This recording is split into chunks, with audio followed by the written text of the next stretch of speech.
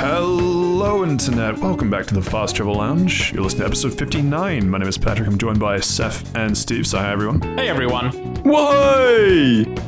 Can we restart? I don't like Steven's intro. I'm just gonna do the same one. That's true. I think what we heard is what we got.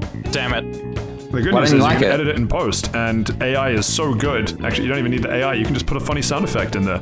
Does Steven actually sound like a 1960s awooga horn? Find out. I was thinking of a It's spring. the bear from Banjo-Kazooie. Why? Then he gives you a jiggy. Man, Banjo-Kazooie is such a great game. Banjo-Tooie, though. Now that's the, sequel that did everything well. Everyone go play Banjo-Tooie right now. This is a threat. I've seen Banjo-Tooie. Yes, it's a threat. Man, we haven't even been recording for a minute, and Steve's already threatened the audience. I feel like that's a new record. Good.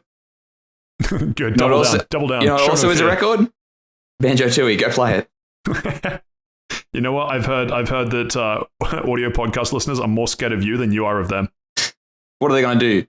Press pause. Don't, Steve, don't go there. They can one-star this podcast. Don't. Oh, don't plant the idea in their head. Drop that one.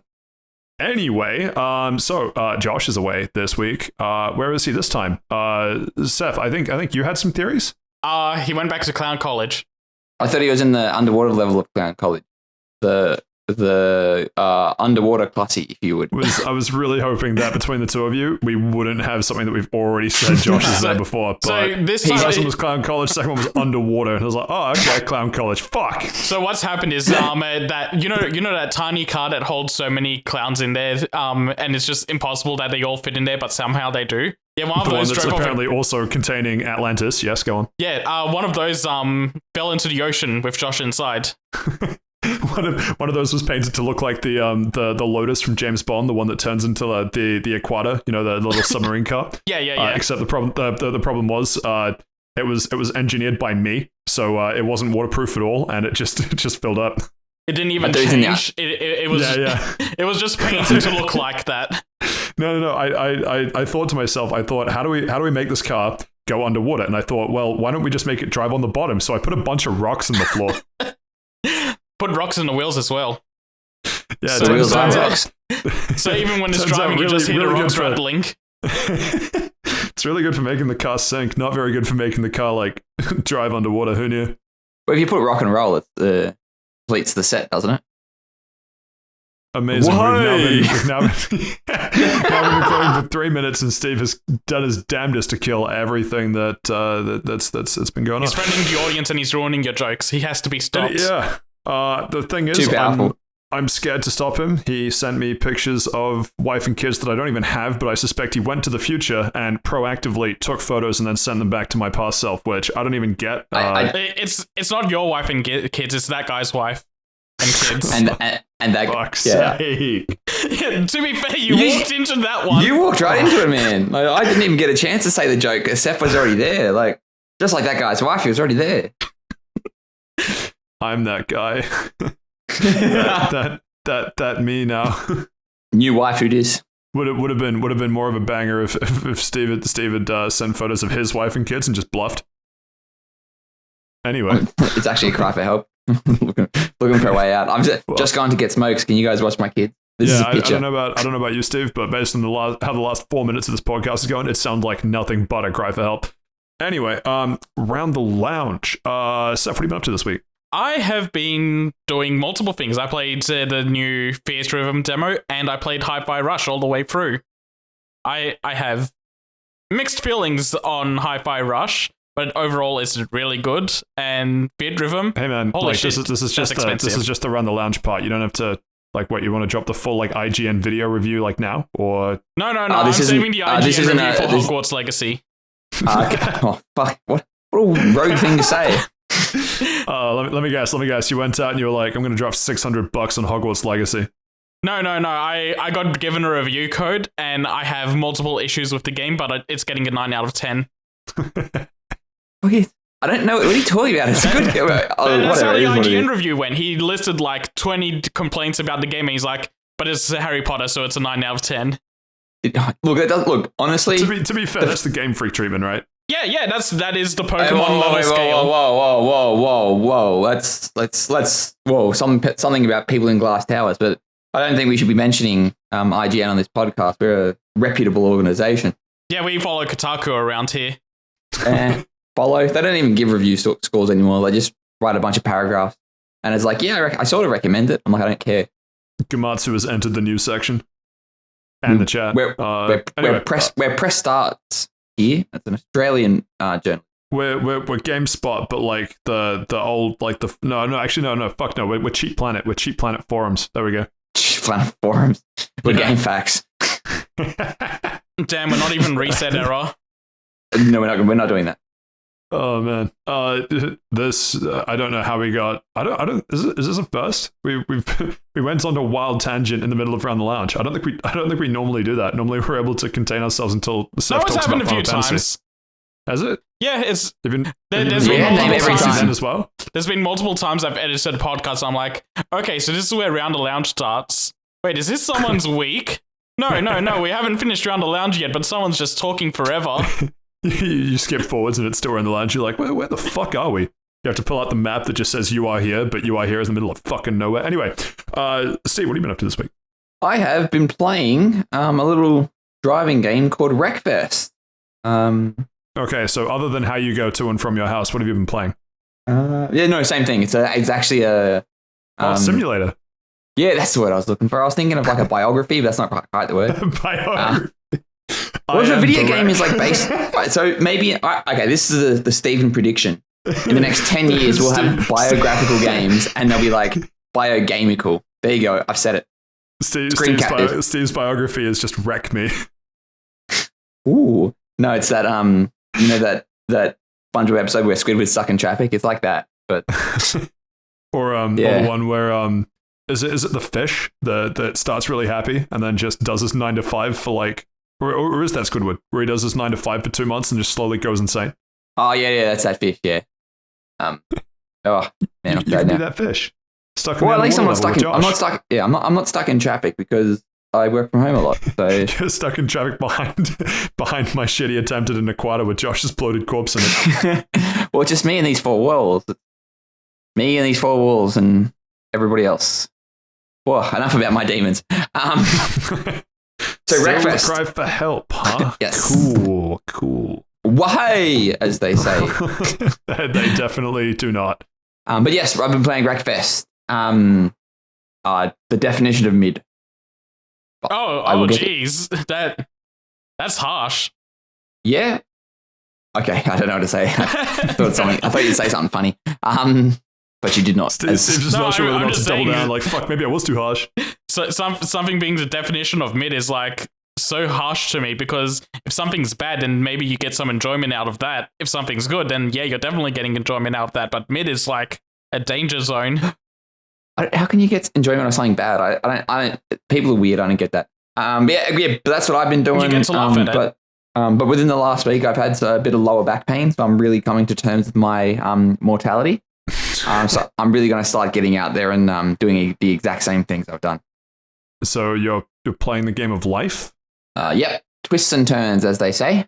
Snakes and ladders. Mostly snakes. You're in Australia. It's mostly, in fact, it's all snakes. It's all cockroaches in my house. I've got a bit of a problem at the moment. Holy shit. Someone missed the memo when I said I wanted a house full of cocks. That's what I'm stuck with. But that's fine. It's fine. It's just, don't turn any of the lights on, they don't come out. But prevention's the best cure. I'm telling you, ladies and gentlemen, do not let cockroaches there wasn't in. this much chaos on last week's episode. I don't know what to do. And it's all in my section. You're the host. You host it. Do your job. Feel like I'm powerless to stop this man. Cut me off. Stop me talking. Nothing but a problem. So, Patrick, how was your week? God gives his strongest battles to his biggest cockroaches. Patrick, how his week is. How did you fuck that quote up? I'm not very good. Now I'm baffled trying to think about my week and still pissed at you. My week. What have I done with my week? Basically making good on my promise to actually try and finish Elden Ring. Went through a bunch of bosses. Now up to Malacath the Black Blade, which can get absolutely fucked. got it to within one hit a couple times, and just couldn't finish the job because I got spaced. Just a little back hop, and then the old attack misses, and then I feel bad and I cry myself to sleep, but like more than normal. Actually, about the same as normal. It's just like it's like a different priority list of why I'm crying that night. Yeah. You know how. Do you mean you have days where you're not crying yourself to sleep? Well, no, that's what I'm saying. Like I'm always crying, but sometimes it's like, it's about Malekith versus like, it's about all the usual shit. So usual cockroaches. Why can't Steve just get his cocks? But yeah, filtered, skill issue, just get good, etc., etc. Yeah. That's what I've been trying. Going just eating just like straight, like spoonfuls of protein, hoping to eventually get good. That works. Why? That's the Stephen catchphrase of the week.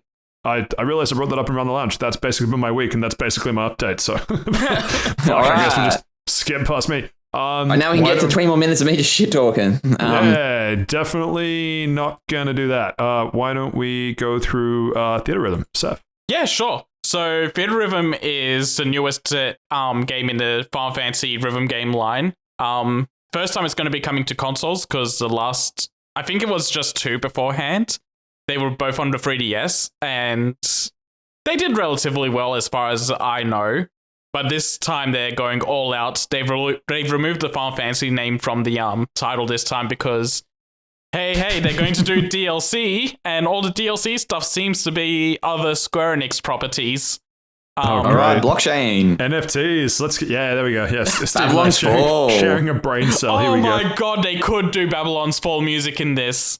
I didn't even think about that because they've shown off that they're going to do Nier Automata. You wouldn't recognize if it's Babylon's Fall music. No one's played it. No. They'd be the one guy, the guy who in his bio said the last player in Babylon's Fall, he'd play Theatrhythm and be like, no fucking way.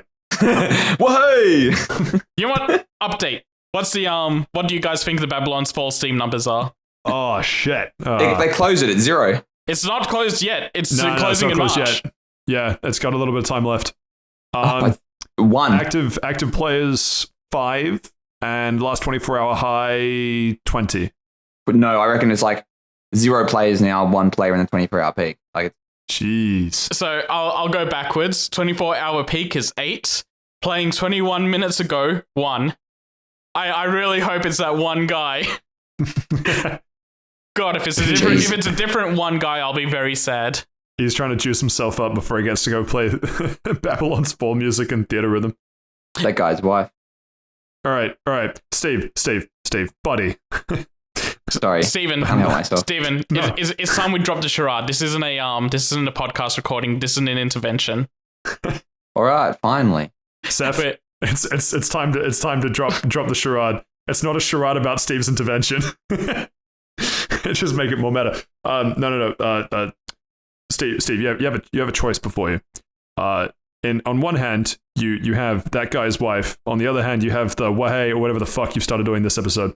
I'm on my hands and knees begging you. Pick one. Just pick one. Can I fuse them?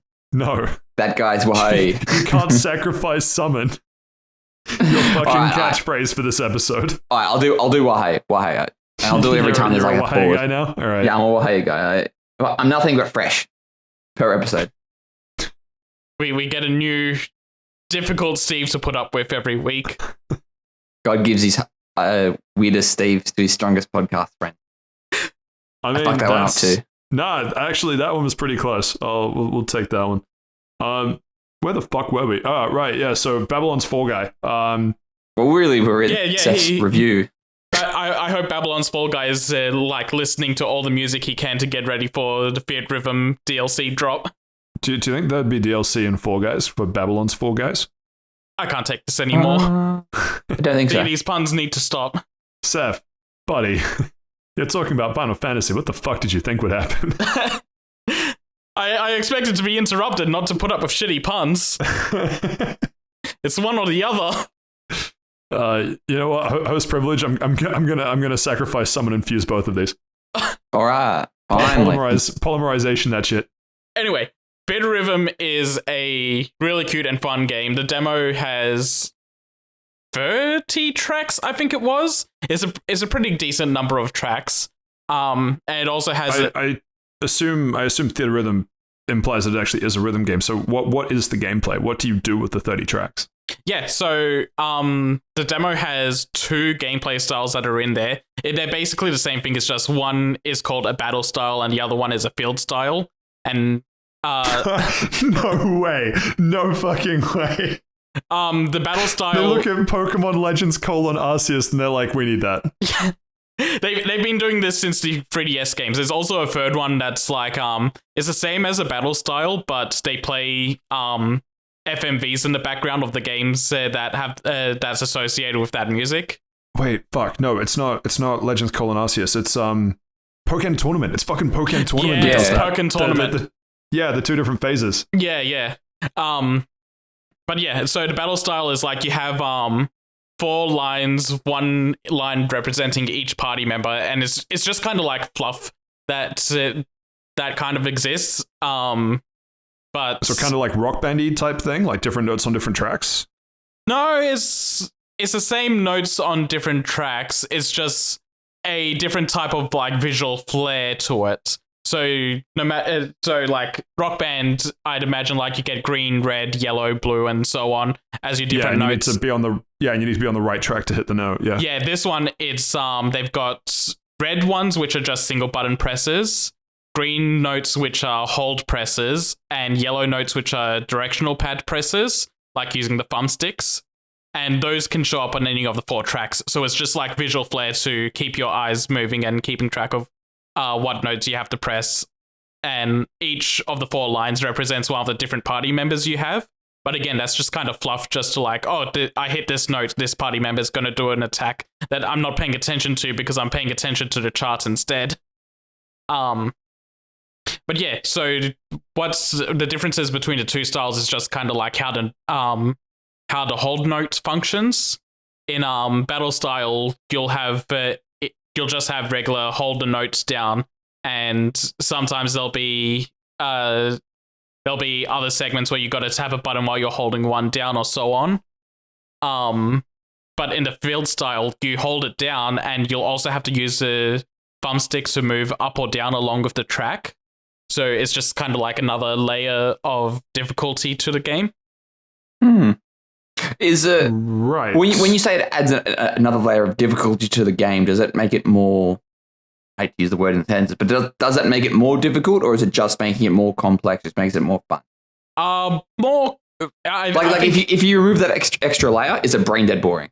I think it would be for those styles. Yeah. But yeah. The complexity adds to the fun. Yeah. Okay. And as far as I've played, I've done all of the tracks on the normal mode. I've done a couple of them on hard mode and getting the hang of it.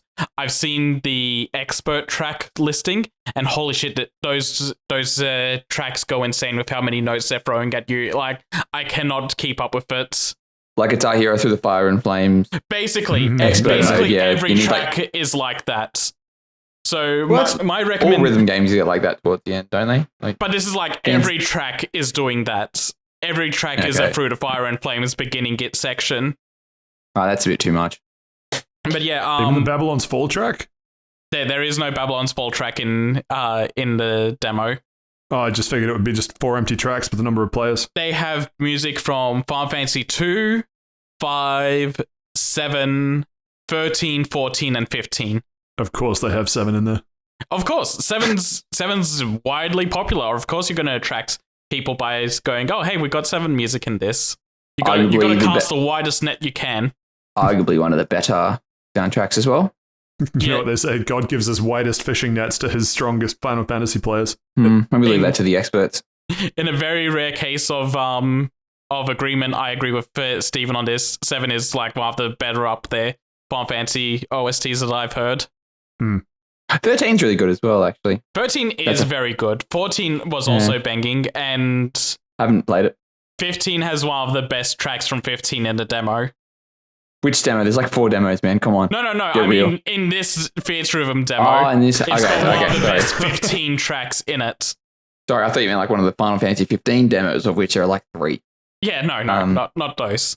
That was an interesting way to do it, Steve. Normally, I'll be honest, I wasn't ready for the meta shift where we make Saif interrupt himself. That was well played. That was good. But yeah, Thank you. Nice and fresh. The game's cute and fun. I recommend people go and try it out for themselves because the demo's pretty in depth. Good music in there, so you'll find something that you're into. And what platforms? It's on PS4 and Switch. Not PS5? That seems. I mean, you can get it on PS5, odd. but it's a PS4 game, so it's like I see. Yeah. PS4 back compat.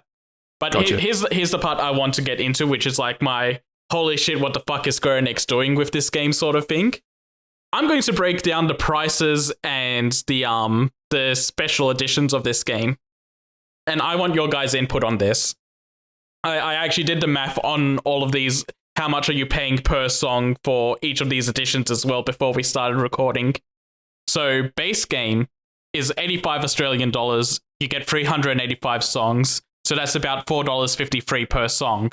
That seems reasonable to me. What about you guys? Oh, fuck, I wouldn't pay for it. Hang on. Wait. Hang on. That cannot be. You said 3. Hang on. How many songs? 385 for $85. And you're paying $85. Maybe I did the math on that one wrong. How is each one of those $4? Yeah, no, never mind. The calculator fucks me up on that one. Let me try that math again. I'll be honest. I wasn't ready to record a podcast. I have to do fucking math homework, and I'm listening to that and be like something doesn't feel right. I think I did my divisions the wrong way around. So that's what happened. Yeah. I can see that. Okay, so it's 22 cents per song.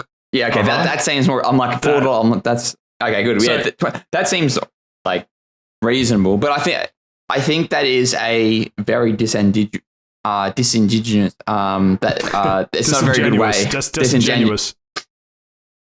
Most people I see that are really into rhythm games Steve, that justify the price like that. The word is deciduous. Decidui? Deciduous. Disingenuous. Pretty sure it's deciduous. Look, I think that is not the right way to be measuring or something like this. As someone who doesn't really care for rhythm games, it probably in the scene is a bit different. But that just seems like a weird way to measure something. It's my take as someone who actually does quite enjoy rhythm games. It's a good and a bad metric. It's good in that it gives you a ballpark. This is the rough value for money that you will get. But what I find is with rhythm games, you won't be playing all 385 of those songs equally. There will be some songs that you like way more and some songs you like way less. So yeah, definitely. But it's I think you'll go through each side. of them at least once just to get a feel for the songs, and exactly. And therefore the price per song is a pretty good like starting point, but it's not. It's a good and bad metric. That's what I'm trying to say. Yeah. So here's the one that really really grinds my gears though. We've got the deluxe edition for $130, 442 songs. You get the 385 from the base game, 27 Final Fantasy tracks that they've cut from the game, and then 30 DLC tracks which are from other games. And that's going by the metric, it's 29 cents per song at that point. So we're going up in price. Uh-huh. But why do I feel like there's another one coming? There is. But oh god. What like I said, what really grinds my gears about that one is that there's 27 Final Fantasy tracks that have been cut from it. I would have preferred having a base game that had every single Final Fantasy track in it, and then all the DLC is like, oh, here's all the other franchises that we're bringing selects music tracks into this. Anyway, so premium edition, $160, 502 songs. So we jump up to getting another 60 from 2 other DLC packs, and that bumps it up to be bad. And that bumps it up to 31 cents per song. Yeah, there we go. Eesh. Not looking good on that one. I think, I don't know. I still don't think that's a good way of measuring it. But at the same time, I don't play rhythm games. It's like that. Come back to that argument of you're paying a certain amount of dollars for X amount of time in a game. Is it really true? You're paying for the experience. Yeah, that's true, but I see a lot of rhythm game players going, this rhythm game is the same price as this other one. How many more tracks am I getting for the same sort of value sort of thing? Yeah. I think it's also historically, I do not know what the price per songs were, but thinking something like, again, I guess Rock Band or Guitar Hero, where you would get the base block with however many songs, however much it was. I really don't remember the numbers. But then for the DLC, you would get particular track packs, and it always made sense to get the base game and whatever track packs you liked that had songs that you knew you would like in there as well. Do you know what I mean? Like, it's not like the weirder part of this for me is saying, here are these extra songs available only in the Super Deluxe Primo Turbo Edition, and not here is the base game and here are DLC packs to add on. It's here is this entire different edition with more music. That's the bit that smells off to me. I'm sure they'll do them separately after the game launches. This is just like pre-order right now. You can get the base game to deluxe or the premium. Yeah, I don't like think that once model. each DLC pack comes out, they'll be able to sell those on their own. So that way you can go, oh, I like the music tracks from this DLC pack, but not these other ones, so I'll just get that. I like the music from Final Fantasy, therefore I'll buy the non-standard game. Good job, Square Enix. Got him. No, that is a weird decision. Like, I don't know. It seems like it's not like a generic Square Enix rhythm game. It's a Final Fantasy rhythm game, and they're like, hey, so you know how you like Final Fantasy? Yeah. And you bought this game because it has Final Fantasy music in? Yeah.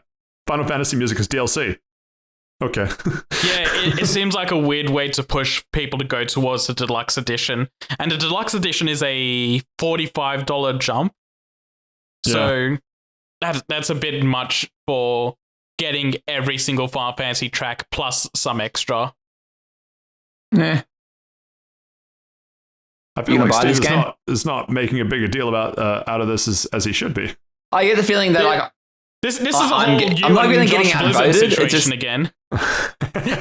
Diablo Immortal. Oh boy, here we go. The cut, I just think that the one thing we've cut from a podcast. Other than Josh. Don't come back into the office tomorrow, big fella. Holy shit. No, Josh just can't be here. Like, he hasn't been cut. We want him to be back. No, we mean circumcised. Oh. That's a weird thing to say. I just don't think that it's just a different measure for me, and I don't think it's the right measure. So, okay, what would the right measure for you be then? Is an anime game less than $30? Fuck me. Okay, so what's your price on rhythm games? Yeah, In saying that, I don't think you buy rhythm games. Number one, the last rhythm game I bought, and you can't see because it's an audio medium, but I used air quotes, was Tap Tap Revenge for the fucking my iPhone 6. I was and I didn't even pay money for that. Son of a fuck! I should have jumped in. That was the exact thing I was thinking you would say. Tap Tap Revenge is. It's a rhythm game on your phone. It's one of those big ones right now. Holy shit! You'll know what it is. Yeah. Yeah, I've seen that. You don't sound impressed. I've never played it myself, but I've seen it. Yeah, well, that's the last rhythm game. Well, when you really think about it, all games are rhythm games. Except for turn-based. Did you guys not buy Guitar Hero for the Nintendo DS with that weird fucking guitar hand I thing? didn't, but it looks so fucking funny to use.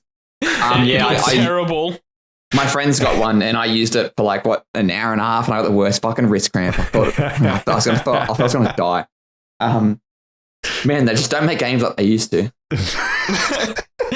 They don't make plastic accessories anymore. Yeah, you're telling me the Xbox had the fucking Kinect, and they never came out with fucking Guitar Hero Kinect. Oh man, that would not have functioned. I've seen how badly the Kinect functions. That would not have worked. Yeah, I remember going to an electronics store when the Kinect was like in the middle of kind of like, hey, we want people to come in and try the Kinect and get hype so people buy it, and they had that dumbass fucking racing game. Which I just stood there. Which one? A regular dumbass racing game or the Sonic Free Riders racing game? I don't remember. Fuck. I think it was the one that was kind of like, it was part of the Kinect demo, so I don't think it had IP attached to it. I think it was the one they made. Oh, like the generic Xbox Me things, whatever they were. I think so, yeah. And so it was like, tilt your body to steer left and right, and I just stood fucking statue, just standing just like in the middle of the Kinect view.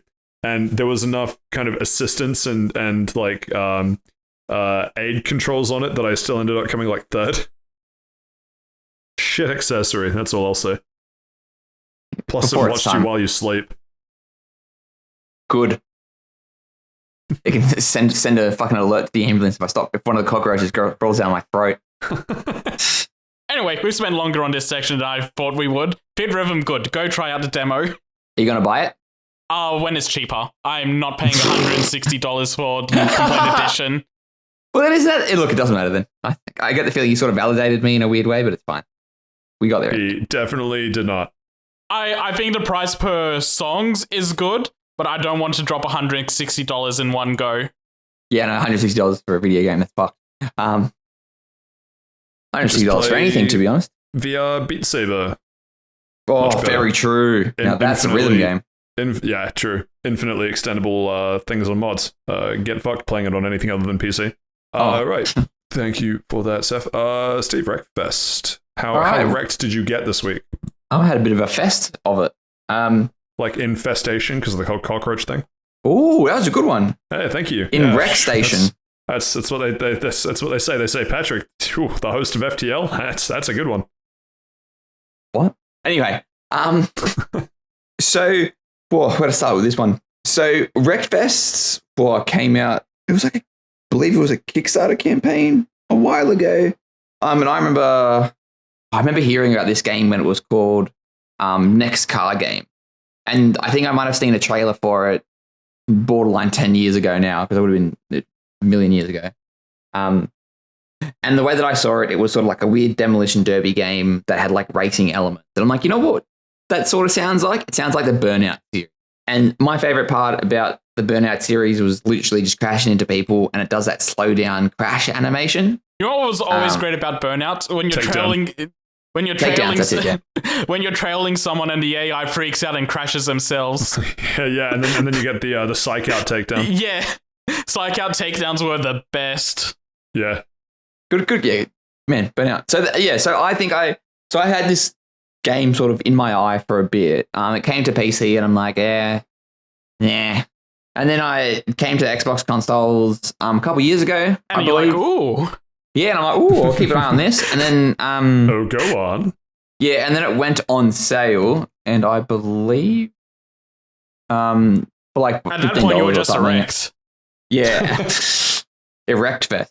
Hey. And then I bought it, as I do. It probably bought it like 2 years ago, and I sat in there and I finally played it. Maybe because the expectations for myself were so high, I played this and I'm like, this is it, eh? So essentially, it's a borderline arcade racer, and with destruction elements. Like your car has 100 hit points.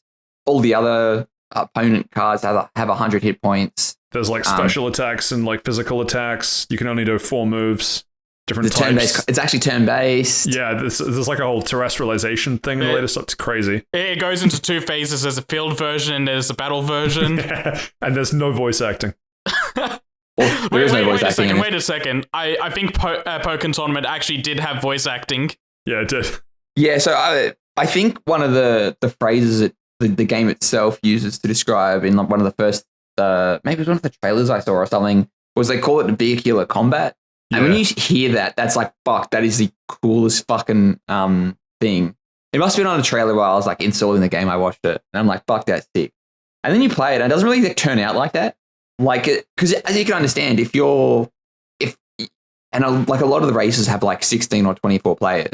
And the tracks themselves are quite small, like to the point where on even like the lowest tier of car, you'll have 3 laps and the laps will take about between 40 seconds to a minute. So they're quite small. And there are some sort of sections where it's sort of like a figure 8. So if you're too far ahead of the pack, you'll start getting taken out in those sort of cross-section parts, which is fucking annoying as shit.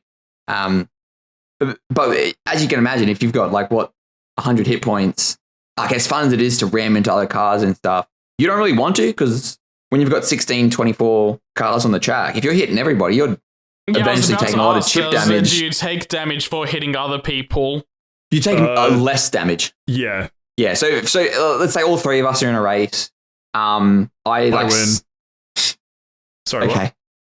And then like you sort of turn and I sort of hit you and spin you out. You'll take probably like 10 points of damage, and I'll probably take like 1 or 2, depending on the impact. Maybe even like a bit more. And that's sort of where it's like not really fair. And the problem is too that you're only describing half the problem, right? So I've played Wreackfest. I looked up how much I played because I thought I'd played like 5 or so hours. I played like 2. Oh Jesus! So the fact that I haven't touched it since those 2 hours is kind of telling as well. Anyway, so the second I've heard half how much you talk about Forza. Exactly. So the problem is, Steve is right in that it's not super fair in that you hit a car and you take a little bit of damage. But the thing is, because of the momentum shift, you end up slowing down more times than not as well, and then people behind hit you, and then it's reverse. Then you get hit for 10 points, and the car behind you takes 1 or 2. Yeah, or even worse, because you've hit. Let's say you're coming 4th and you hit 3rd place. You've started to slow down. Someone behind you just takes over, gets in front of you, and 1st place is just getting like further and further away. Like that's the I wish games would treat everyone the same type thing in like every time that I've talked about Unbound, how I talk about how the AI is kind of unfairly scaled to act like that, where the AI doesn't care if someone takes you out or not because there's always another one to replace you, but they never take each other out. That sort of thing. No, well, Wreckfest sort of doesn't really suffer from that. Like there are like numerous times where like I've sort of been in front or behind or to the side, and I've seen the AI sort of take out itself. But that's because good. That's good, which is good. But then at the same time, there's a lot. Like there's one of me and 23 of them. They can take each other out as much as they want. All it really matters is the person that's either directly in front of me or directly behind me. Like it's you're doing yourself a really big disservice to hit people, because you hit people, you're slowing down, which means the person in front of you is going like getting further away. And B, at that if point, you do it's probably encouraging more side swiping than it is. It is, and that's sort of back. And side swipes aren't as exciting. Yeah, or it even becomes down to based on experience, Saif, or yes. Oh, and then it sort of does become like maybe it's sort of cooler to on a sharper turn, I'll use the one of the AI cars as like a bumper car to like bounce off, and that's sort of cool. But then at the same time, if I time it right or I time it wrong, like, oh fuck, I'm fucked up, or someone behind me is sort of tried to cut in front of me and like knocked me out, and it's just real like sort of frustrating. Like in its defense, there is like it's a one button press away to sort of like reset your car, but like if you do get spun out or you sort of get stuck, because I collide into you and then 3 other cars collide behind me and I get stuck, it's one button press to sort of get out of that.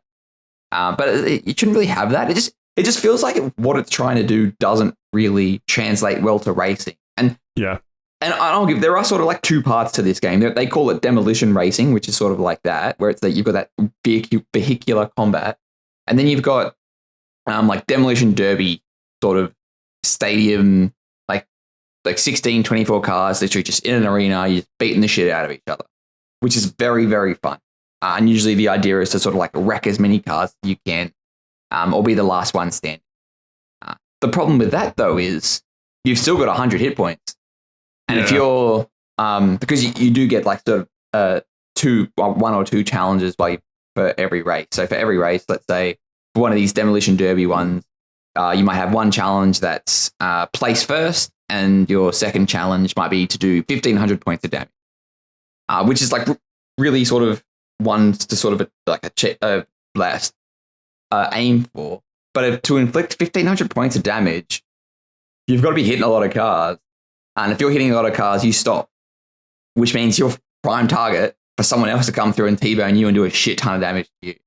And you're also inflicting small cuts on yourself doing that. Yeah. It just sort of makes it like a double-edged sword type of thing. Like you want to get this sort of thing, these points, but at the same time, if you do too much, you're going to get like wrecked. And then you can't really, you don't end up coming first and you don't like succeed the event. And it's just kind of like a weird, well, what do you want me to do type of thing. And I sort of do understand like that's kind of the balancing act you're doing before it. But there's a different way you can do it. Like it just doesn't make sense in a last stand type of thing to just sort of like stand back or play cautiously and let the AI take itself out until there's like it's down from 24 to 8, then I can start just punching into people. It just seems like they've done a balancing act. They've tried to exist in two worlds and they've done really neither. It'd probably be a lot better for the racing part of it, if there was like a catch-up mechanic or like got like sort of some sort of boost system that would like increase as the more you hit, but there's no real incentive to hit. The incentive is to avoid. And sometimes even the incentive is to sort of push a car into another car and then cause a pile up behind you. But yeah, and as I was saying, this is one of the biggest gripes I've got with the game is in some of the events. Like the events will, instead of being 3 laps, there'll be 6 laps, and there'll be like smaller figure 8 courses, like where a lap takes about 20 seconds to complete. And in those figure 8 courses, by the time like you're on like 3rd or 4th lap, you are literally like crossing that point of intersection just as like the bottom half of the group are like coming through. So you are literally running the gauntlet. And if you get taken out, that's it. Like the amount of times I was like coming first by a second or two, and I've gone through like the last figure 8 part I've got to do, the last crossover, and some fucking dickhead in like 5th place has like cleaned me up, and 1st, 2nd, and 3rd just come straight through and win. And I'm like, I was winning the entire race. Literally, I was that good. I was like lapping people, and I've been punished because I was that far ahead. And it's just something that I cannot prepare for, and it's just frustrating. I think it's a yeah, I totally agree. It has been a while since I played. I think I played it kind of pandemic-ish, so like kind of 2020-ish. Definitely haven't played it in the last year or so. But I think for me, it doesn't have the right incentive structure to make it a fun racing game, because the destruction elements are good and the racing elements are good, but the problem is there's very little tying it together to make it a fun experience. Because let's compare it to Burnout, right? Burnout on paper is quite a similar thing. There's a heavy destruction model. There's only maybe 6 to 8. Let's talk like sort of PS2, PS3, or PS2 Burnout. About 8. 6 to 8 races. The tracks are a lot longer, but the difference is, to me, Burnout racing feels better because the handling model wasn't trying to be as realistic. You had boost as a catch-up mechanic, and you weren't like, you were sort of either you were punished by your own stupidity, but the rubber banding kind of took a little bit of pity on that, where there was chaos and stuff that would happen around you, and that was great, but the racing at its core was still excellent, where coming in first was not boring, but they made it difficult to come first, but they never incentivized that coming first as the biggest thing. Because here, as like again, entirely how I look at a game, but as soon as they give you a challenge, do it like, because what some of the challenges are like, do a lap in less than this time. Okay, it's more like get the best lap. All that sort of thing. Yeah. Here is a game where so much of its selling point is the destruction and the chaos and everything else. We're going to incentivize you driving really clean and really fast. Okay, now you've completely changed what your main selling point of the game is and turned it into, here's all this really fun stuff you could be doing, but we're going to give you number go up if you don't do that and instead play the game in the more boring way. And that's the bit with it I don't like. Yeah, and then sometimes those secondary objectives you can get are literally counterproductive. Like, so for example, in some races, it'll be like, oh, take out one car. It's like, okay, if I take out one car, I know it's probably going to slow me down significantly because I've taken the time to literally take out a car. The laps, like some of these courses only go for like 1.5, 2 minutes. I'm literally running the gauntlet of whether I can actually go back and round and come back first if I complete this challenge. And maybe that's sort of me putting on my weird narrow goggles on and being like, and them trying to encourage, play the race again, play it differently this time. But I don't really see the need to. Like, there is not that many different tracks. Yeah. But some of the track variety is it literally just flips it the other way around. Like, don't get me wrong, the tracks do look good, and there are variety in the sense that some are tracks in like a stadium, some are dirt tracks, some are a mixture of dirt and gravel and pavement. Like, which sort of changes up the handling and how you take corners and all that. but I don't want to fucking do the same course again. Like it's just sort of, and then by the end of it, it's just boring. Like it's just the same thing. I don't think I played it enough to get to the higher like performance classes of cars or anything, but it was weird to me that it felt like the game gave you, again, haven't played it in a while, I might be misremembering this, but the game gave you, here was like a career progression-y type thing, go and do these challenges. And the game gave you an overarching garage. Here is your garage with your cars and your parts and everything else. But you go and do a career challenge, and the career challenge is like, fuck your garage, here are the cars that you can pick from. Interesting. Yes. Okay, yeah. I'll go pick one of these. Congratulations, you won $20,000. Okay, cool. What do I spend that on? You can spend it on a car. You can spend it on some parts. Okay, cool. Can I use that in the next race? No. You have to pick from these. It is very limiting in the type of cars, because there's essentially, it comes down to, I think, 3 different cars, like European, Japanese, or American, and they're based off real life cars, but they're not real life cars. And there's like 3 classes. There's A, B, and C.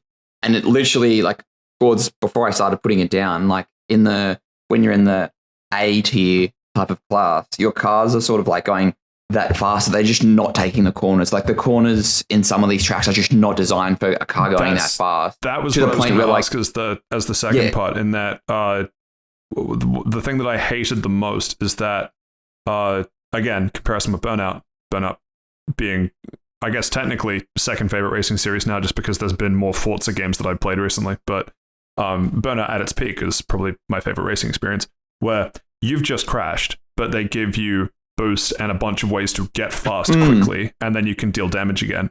Wreackfest, if you spin out or if you slow down or crash out or whatever for any reason, it feels like it takes so long to accelerate back up to speed to where any damage can be done to another car. Like and especially when you're at like the first 10-20 seconds of a race up to that first turn, if you get caught between like 2 shitty AI cars, like you're stuck. There's a good chance that unless you take every single corner perfectly and all the AI fucks up, there is a very good chance you're not finishing first. And I sort of probably, I think I probably would have put like 6 to 8 hours in this game, and I probably, after about 2 hours of that, I just stopped. Like I was like, you know what? I don't have to come first, because like every sort of.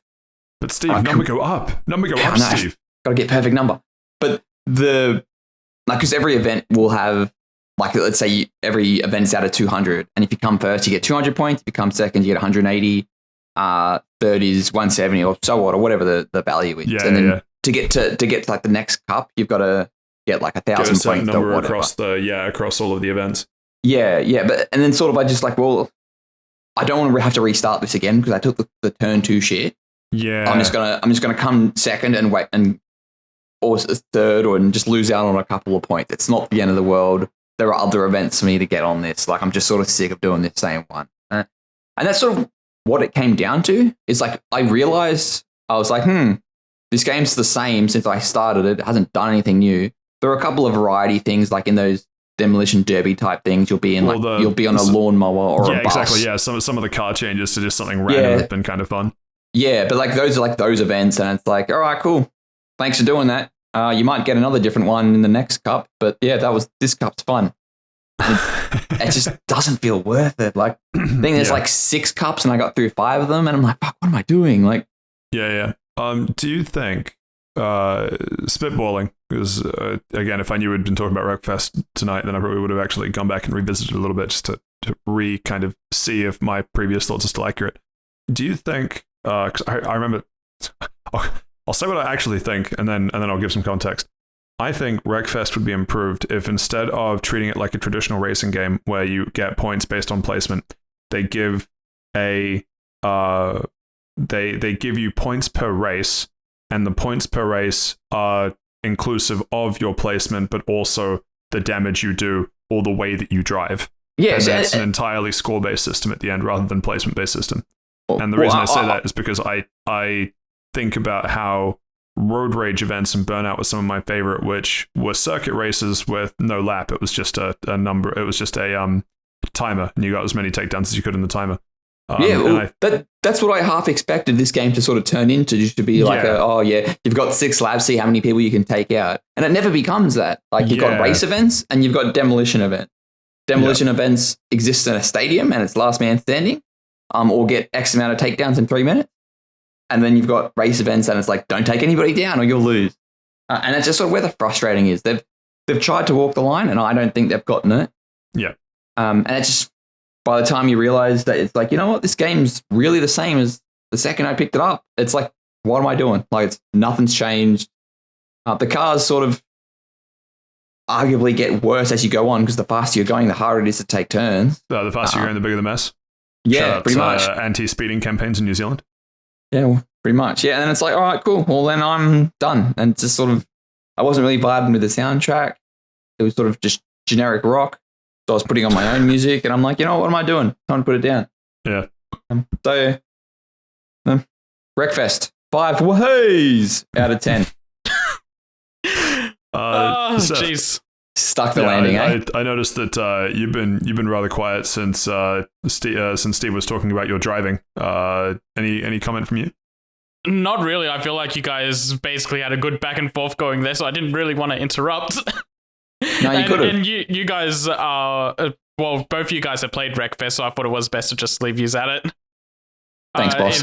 It's just like, yeah, no. Appreciate it. Like, you won't be playing it. I recommend you don't play it. So yeah, exactly. That's what I was going to get to. I was like, you guys are both saying it's incredibly mid. There's all these problems. Like, okay, my input is basically, wow, this sounds pretty mid. I will not play this game.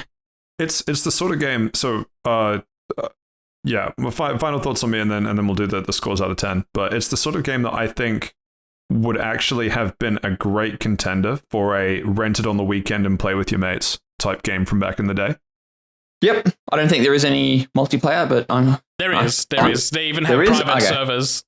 I was looking at the trailers at the beginning of this segment. Oh, okay. Did they use vehicular combat? I didn't see any mention of vehicular combat, but I also skipped around the trailers a bit. Actually, let's just address the vehicular combat thing too, because I'm a veteran even of games like Full Auto 2 Battle Lines and Split Second Velocity. So when people talk about vehicular combat, my mind immediately goes to Twisted Metal. Yeah. Twisted Metal. I played none of those games. I played Twisted Metal on PSP. I didn't have. I played the bad one on PS3. Yeah, okay, that was the one I was thinking of. Yeah, I didn't play that one. But I played the PSP one. That was fun. But Full Auto 2 Battle Lines is very similar. It actually did more of a racing kind of theme than the sort of arena fighting that Twisted Metal did. And Split Second Velocity did combat in a different way, where you got to charge up based on like drifting and like sort of like a point system, just regular racing game point system. But then you got to cause kind of like Watchdog style accidents to things in front. Like if you had one bar, you could make a truck in front of you explode, and if you timed it right with a car going past it, then that car would explode. And if you charged up enough, then you got to do like a level 3 attack, and the level 3 attack was like bring down a fucking plane or like take out a building or something, and it would change the course of the track. And it was one of those games that was a perfect arcade racer for a week or like for a weekend. But after that point, the same sort of thing of you notice that it gets a little bit samey, and once you've done all the tracks, you know all the surprises and that sort of thing. So the vehicular combat is fine as a title, but it should be incentivizing the combat and not the racing. Oh, I've never played any of those games, so I can't really. Yeah, okay, I can't really, speak for any of that. But sorry, my screen went dark. I wasn't sure if I'd suddenly lost internet or not. So, what would you give out of 10? 5. Well, hey, perfectly mid. Yeah. Yeah, but like, it is one of those games like 2 hours and that's it. Like you've played the game. Yeah. Like 3 if you really want to stretch it. Like I got to I think 6 to 7, and I'm like, it's the same game. Haven't done anything different. I think it is the sort of game that people will get enjoyment out of if it was very cheap, like heavily discounted. But I think there needs to be like a mindfulness of what you experience in 2 or 3 hours is the rest of the game. But what you get for those 2 hours, like for a while the veneer's there, it is bits of it are fun. It's just once the sheen wears off a little bit, you realize that that's all there is. Anyway, I'd probably also give it a 5. Yeah. Like maybe not 5 waheys, five hosts out of 10. Yeah, look, if That's Buta far will more play host 2 than what I hours, need right now. Buta will play 2 hours and have like the exact same opinion I have after like 3 times as much because you need. Like nothing changes. True, actually. Yeah, perfect final point on that. Thank you, Steve. Saif, back to you. Why don't we talk about Rhythm Theater again? I mean, basically, I'm jumping to Hi-Fi Rush, and that is just another rhythm game. This time, it's more leaning towards a character action game. It's a fun blend. I'll just jump right into that. Usually, with character action games, you think of something like Devil May Cry or Bayonetta or Ninja Gaiden, and this is taking those and trying to go, hey, you know what? Try to do all your actions to the beat of the song, and it's just in general, it's like using a metronome of 1, 2, 3, 4, 1, 2, 3, 4, and you got to try and line up all your actions to that. Yeah. So this is me. Not like I think the only thing that I've seen of it is the trailer that I watched when we were talking about this last week, and I think I've seen like 1 or 2 cutscenes from various people that have been playing it over the past week. But to me, the main vibes that I got are Crypto the Necrodancer and Patapon. Yeah, in terms of basically, it's a rhythm game, but you're doing something else to the rhythm. It's not about the rhythm itself. Is that kind of? Yeah, no, that's exactly it, and it has multiple difficulty levels. So, on the easier side, it's like, you can just kind of play this as an action game. You don't have to worry about the beats of the music or anything. Just go ham.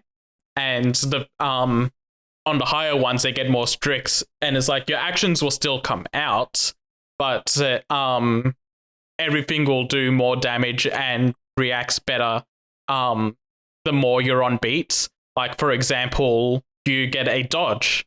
And if you're off beat, you only get 1 dodge. But if you're on beat, you can do 3 dodges on like 1, 2, 3 beats. And I think it's set up like that. So it goes 1, 2, 3, pause, 1, 2, 3, pause sort of thing. So it's still going to that 1, 2, 3, 4 sort of thing. That's like dodge, land, dodge, land. Yeah. Everything in this game is also designed to go around the beat, like cutscenes, actions, on beat. The entire UI and world is moving to the beat of the music. So, like everything in the world is going on that metronome sort of thing as well. So you can use those to kind of like try and help time your actions. And even if you, that's fucking sick. Actually, that'd be really good for like just being like getting the vibe. It's not just the beat; it's the sight. Well, does your controller rumble as well? No, controller doesn't rumble. Everything's blurry in the menus except on the beat. You also get a cat that kind of hovers around you, like it turns into an orb that hovers around you, and it lets of course out, it does. It lets out a little wave pulse, and that also goes to the beat, so you can use that as well to time your rhythm. But if all of that isn't enough, then you can just hit the select button as well, and I'll just bring up a metronome on the bottom of the screen. So you can time it to that. So like that's really cool, actually. Yeah, so that is a feature. It's got a lot of accessibility options to try and help you get to the rhythm of the game. They also, after finishing the game, they unlock a Rhythm Master mode where you have to play on beat, and if they have like a Devil May Cry ranking system for your combos. So it goes DC. Okay, here it is. Here, I knew it. Can't fucking have a game without a scoring system, can we, Steph? No, not these type of games. Green Hill Zone stage 1, right? Yes. But yeah, it goes DC, B, A, and S, and on Rhythm Master mode, if you drop below C, it just auto game overs you. Jesus Christ, it's fucking rough. But then you're probably playing it for that reason, though. Yeah, you're playing it for that reason, and it's a post-game difficulty, so you've gone through the game at least once regularly, and yeah, by that point, you're kind of used to it. So jumping back just a quick sec, just I realize we've discussed things about the game, but when we talk about how it's kind of like Patapon, kind of like Crypto the Necrodancer, you get to do actions on a beat. What is the gameplay? Is it a 2D level that you're moving through, or what are you actually playing? It's a 3D action game like a Devil May Cry and a Bayonetta. Like that's what I mentioned earlier. Like it's straight up just an action game like those. But so you meant like an actual action game? Yeah, but they just threw in... just meant like action-y rhythm. No, they just threw in this rhythm element to make a gimmick, kind of. Right. And it works really well. Like, it's really fun. The main complaint I have about the rhythm stuff is that when you're off beat, the game feels sluggish, but that's kind of the point. When I was first beginning the game, I was like doing pretty poorly. I was getting even poorly for me was like I'm getting between 50 and 60%. Every now and then I feel a bit sluggish, but when I'm on beat, it feels really good.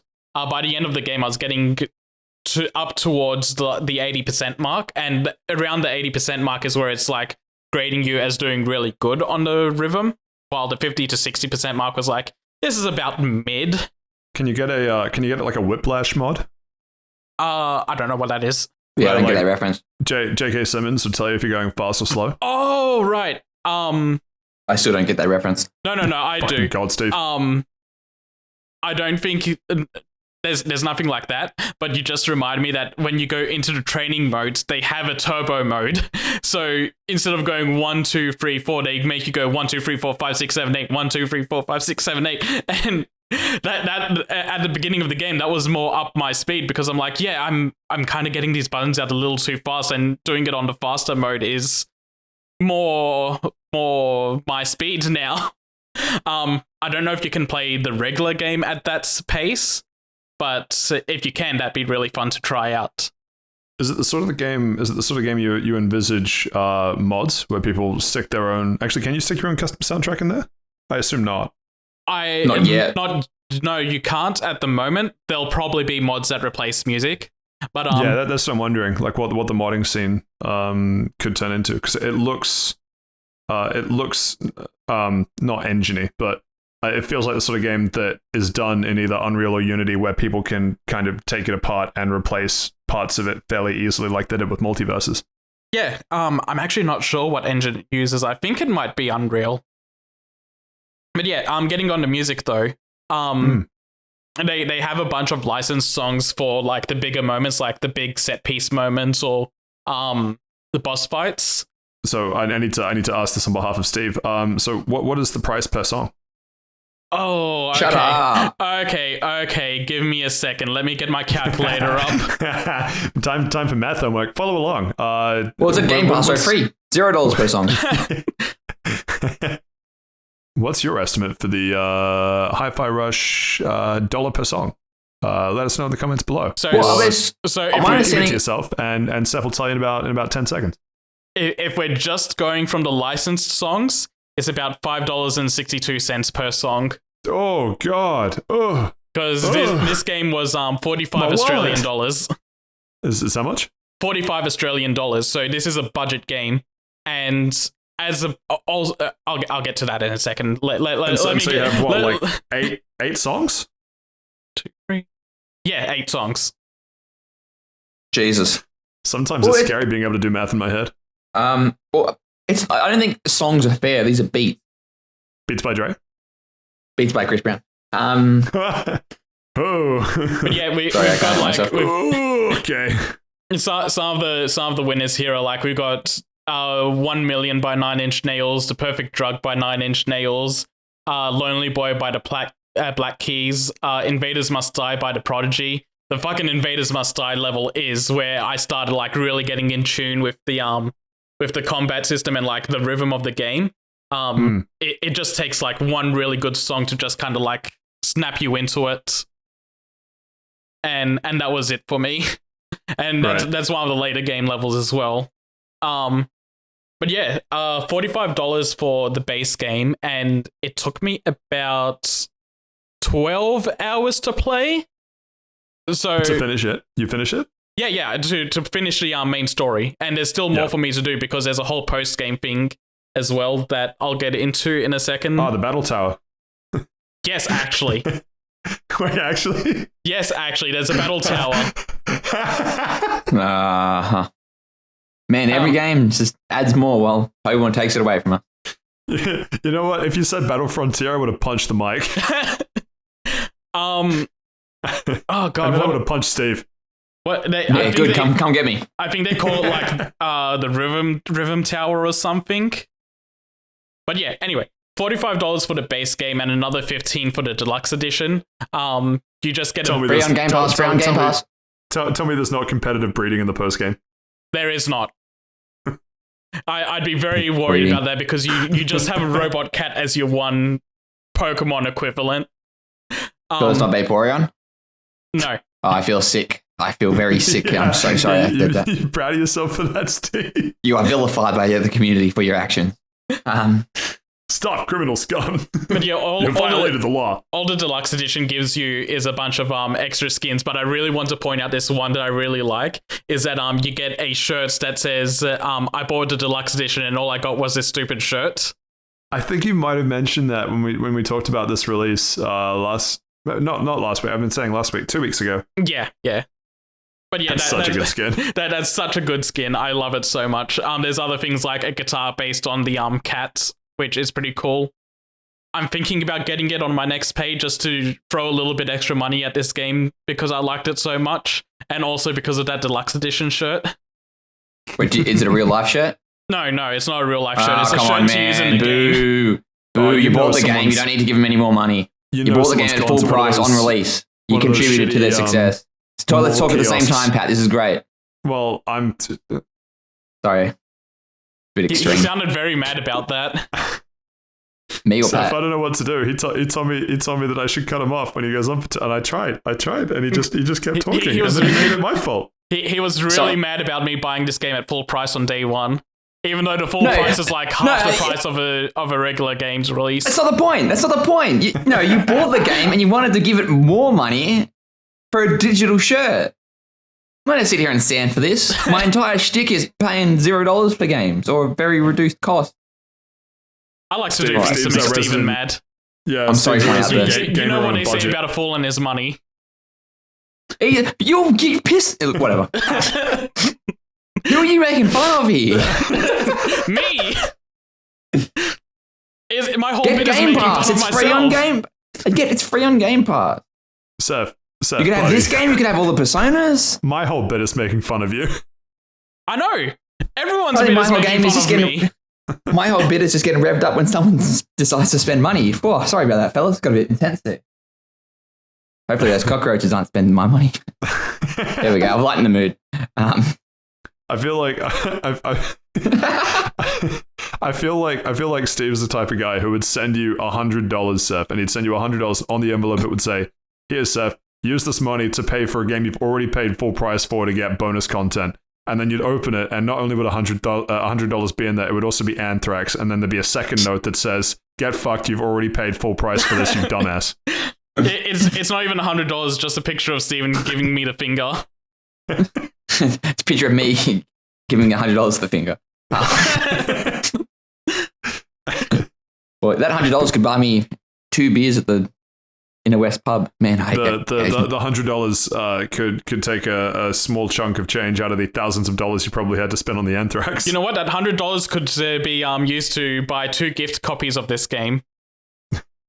That $100 could be almost spent to purchase. I have at least 3 friends with this on their wish list. I have 3 friends with this on this wish list. That's a good idea. You're spreading it. You're not getting a digital shirt. I don't know. The digital deluxe edition. Either start with the digital deluxe edition or don't. Don't buy a game and then be like, you know what? That was good. I want the digital deluxe edition. I mean, once I get to the post-game section, I can get into why I'd consider it. But real quick on the music front, just to finish that topic off. Yeah, we were talking about music. Yeah, they were also really smart about this. They added a streamer mode, and for the streamer mode, they just have in-house music that they made originally, and they kind of match the songs that are all licensed, so that way, for the boss fight tracks at least, all the musical notes that queue up with the boss attacks all sync up properly. Yeah, nice. That's pretty clever, actually. Yeah, and the music is like just distinct enough to get away with not being a copyright infringement. That's so good, actually. It's Invaders Must Die, but instead of die, it's just Invaders Must Not Alive. Yeah. Man, that's a song. Body was such a band. What tune. Man, there's a couple of good AMVs floating around over there. Okay. So this one I can actually make the comparison of because I've heard these two. One of the boss fights has Wolfgang's Fifth Symphony by Wolfgang Gartner as a boss track, and the in-house version is just called the Fizzif instead of the Fifth. Like that. That's pretty fun. That is pretty fun. It does sound fun. Anyway, so the thing I was going to get into about the post, like why I'd buy the deluxe edition is because the post game is basically play the game again. Like New Game Plus type of stuff? New Game Plus kind of stuff. They have some fun things that are in the New Game Plus you can do. But a big thing is that every mission has a secret door in there. Like every level has a secret door. And you're not allowed to go in there until the post game because they're all tied to the post game story. Boo. Yeah. And every level also has segments that are like, hey, here's the first level is one I can think of right off the top of my head. It's like, hey, here's this barrier protected by fire. You don't get the ability to go through fire doors until the 3/4 mark of the game. So wait. You can't get through fire. What if there's a fire? Can you not use the fire door? You have to use a fire escape. Lucky got ya. Door. Checkmate, atheist. Well, I suddenly feel way less safe about going to my office where we have fire doors but no fire escape. Well, how's that the sounds fire like supposed to get issue. How's the fire supposed to get on into the office? He's got his job to do. I let it in when I show up my mixtape. Oh, right. Last warning. the mixtape featuring such bangers as "Invaders Must Die" by The Prodigy. Yeah. What a banger, my favorite was when they sampled "WAHEY" on that song. But yeah, every also, fucking episode, Steve. I swear to God. I haven't done the post game yet, but apparently you can't skip the cutscenes either, which is also a big no to me. It's like, this is a pretty long game. There's cutscenes all throughout the levels. There's slow walk and talk segments or stop and talk segments, and some of the levels go for like 60 minutes on the first playthrough. So about like one JRPG cutscene. Yeah. Exactly. So not being able to skip them and get through the game faster is a bit of a down note, I'd say. I'll have to come back to that later and like go myself. Oh no, it's actually fine if it's fine, but just hearing about it sounds kind of like an annoyance. It just kind of feels like an artificial way to extend the game's length. Well, okay, so at what point at what point is it replayability? Because that's something because High on Life had a bit of that as well, as they go back to another level with a different power up and you can access different areas. Like you didn't have to play the story again. The way Devil May Cry kind of handles it is that... Oh boy, here it is. I'm saying, it's just because like Devil May Cry is kind of like the peak of the genre. So try like if something does it differently in a worse way, it can just be pointed to easily going, no, this is the right way to do it. You can get everything on the first run through. And at that point, the replay is do the battle tower and get a higher rank on the missions, because if you're into that, the game is long enough on a first playthrough that if you don't want to replay it, you've gotten a good chunk of it. You've gotten a good deal anyway. Like it's been a full playthrough, and you can feel content just finishing it. Having all these little parts that are like, in this mission, you've got to come back in the post game. This mission is like 40 minutes long now. And it's like, yeah, that's kind of not as great. Yeah, and it is very jarring as well, especially when you're finding it in your first playthrough. It's like, oh, it's an area I can't go to. I'll have to come back. Yeah, and they have little dialogue bits as well, where they kind of make fun of the fact that you can't go in there yet. Like God of War Ragnarok, where they're just like, looks like there's some magic that you're too fucking stupid to know about yet. Yeah, basically, it's just for the one secret mission door per level. They have this, but basically every time you get a new person join your team, they have a new dialogue prompt for the first time you run into a door with them, and they're basically like, "Oh, hey, so I haven't figured out what this is yet. Do you know what this is?" And the person will be like, "Nah, no idea." It looks right at the camera. There is actually a looks right at the camera moment in this game. Music stops. So now you're wondering how I got here. that was in the trailer. I'm so happy that was only for the trailer. Oh, good. That is such an overdone trope that it's like it doesn't work anymore. The trailer. The trailer kind of. Remember that part? You go. Fuck. Mine's not funny. What the fuck happened? Holy shit. So remember that time in like the early 2000s where everything was like you're being interrogated the early 2010s and you were being interrogated and it was all a flashback sequence like Persona 5 and Call of Duty Black Ops? Yeah, I remember those. Bring those back.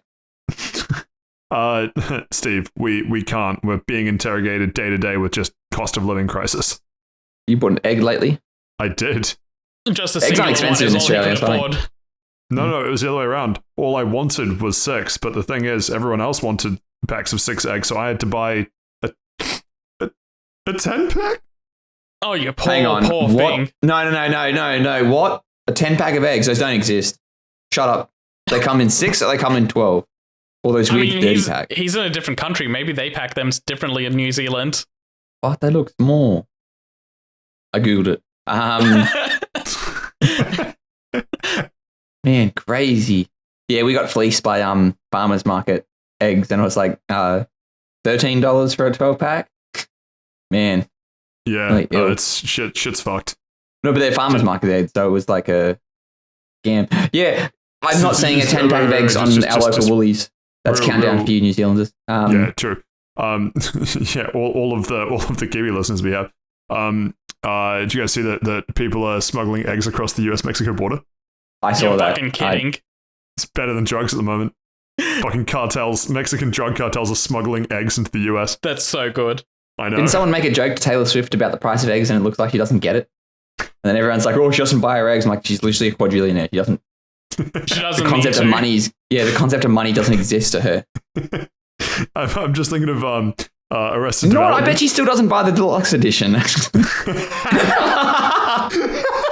got handed to her. She got a review copy. Hey, TT, here's our game. Do you want to put your music in the sequel? Oh man, that'd be based. I wouldn't buy the deluxe edition for it, but but you think about it. I'd play it on Game Pass. No, I'm thinking of Arrested Development where it's like that classic meme of the grandmother looking at it like, it's a banana. How much could it cost? $5? I have not seen it. I need to find this clip after. It's so good. But anyway, also, watch Arrested Development. I'm not going to. Cancelled round 2. Yeah. What were we talking about beforehand? Eggs, replayability. Doors. I was going to jump into character dialogue and stuff because we were like, oh hey, that hey, this is me. Like freeze frame. This is me. How did I get here? Line was just specifically for the trailer. Yeah. And that trailer was kind of full of like bad jokes. So I'm really happy that coming out of the game, it's like, no, actually all the writing in this game was fantastic. All the characters were great. They actually had really funny gags all throughout it. They even have a character that specifically, is that a fucking JoJo reference to character? And they somehow managed to pull that off without it coming off as cringe. Wow. No, it's all full of fantastic stuff. One of my favorite running gags throughout the game is that the game has data logs you can find throughout it. Like you go through a level and just find a notepad that you can read.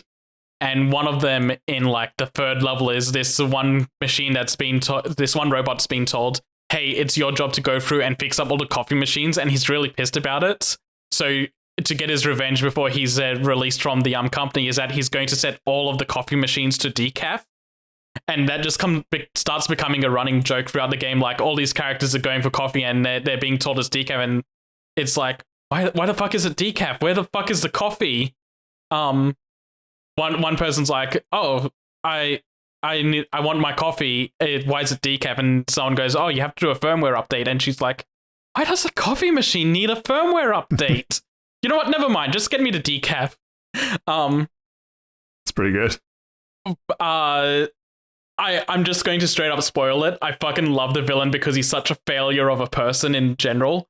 So you find out really early in the game that he's working on a on the ability to brainwash everyone inside the Armstrong program that the main character went through at the beginning. So you're like, oh, he's going to brainwash everyone to make an army of robotic enhanced people. They at the very end of the game, they revealed, no, actually, he's not doing that. What's actually going on is that he brainwashed his mother to become the CEO of the company, found out trying to make products and selling them is really hard, so he's going to brainwash everyone into just buying his shitty products. So hang on, this guy's the CEO of Apple, right? You said his name was Steve Jobs. Yeah, it's basically a fuck Apple sort of story, and just the way this character comes off as being really pathetic and really up himself about the entire situation, it's really fucking great. I love him so much for how bad he is. Do you see a lot of yourself in the villain? Is that why you relate to it so much, Saif? Yeah, it's really hard putting out this podcast, and if I could just brainwash everyone to listen to our shitty product, it'd work out so much better for us. Just brainwash Krispy Kreme into the sponsorship deal. Whoa! Steve, come on, that was perfect timing. Steve, you are my 13th reason. Whoa! But yeah, whoa, no, that's television, baby.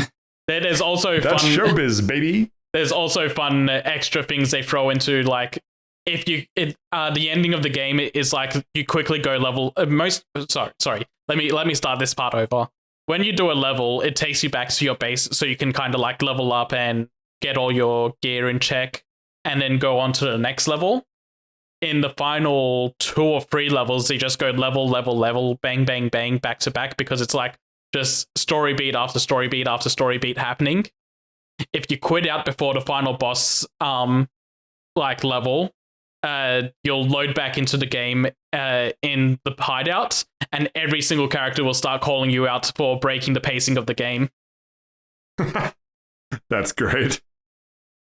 There's also a fun thing where in New Game Plus, you run into a boss fight where you're not meant to be able to kill it yet. You're meant to actually lose to this boss fight, trigger a cutscene, and end the level. But then because you've got the power to beat it now, like you've got the assist character to beat the boss now, you call them out, and all the characters are like, wait, this guy's not meant to be on your team yet. You're not meant to have this attack yet. And then you beat the boss, and one of the other characters is like, well, he beat it. What do we do now? And the robot character goes, you know what? I'm just going to activate the cutscene for you anyway to progress. And it just plays out the rest of the cutscene like it would if you had lost the boss fight. That's great.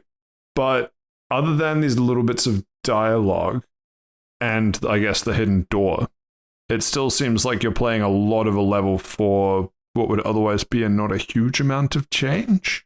No, it's not a huge amount of change. So what usually happens with these games is that you usually just replay levels to get a better score. But all these extra little changes, and I guess the doors being there, are there to like incentivize you to replay. But it feels a little tacked on. At least the doors feel tacked on.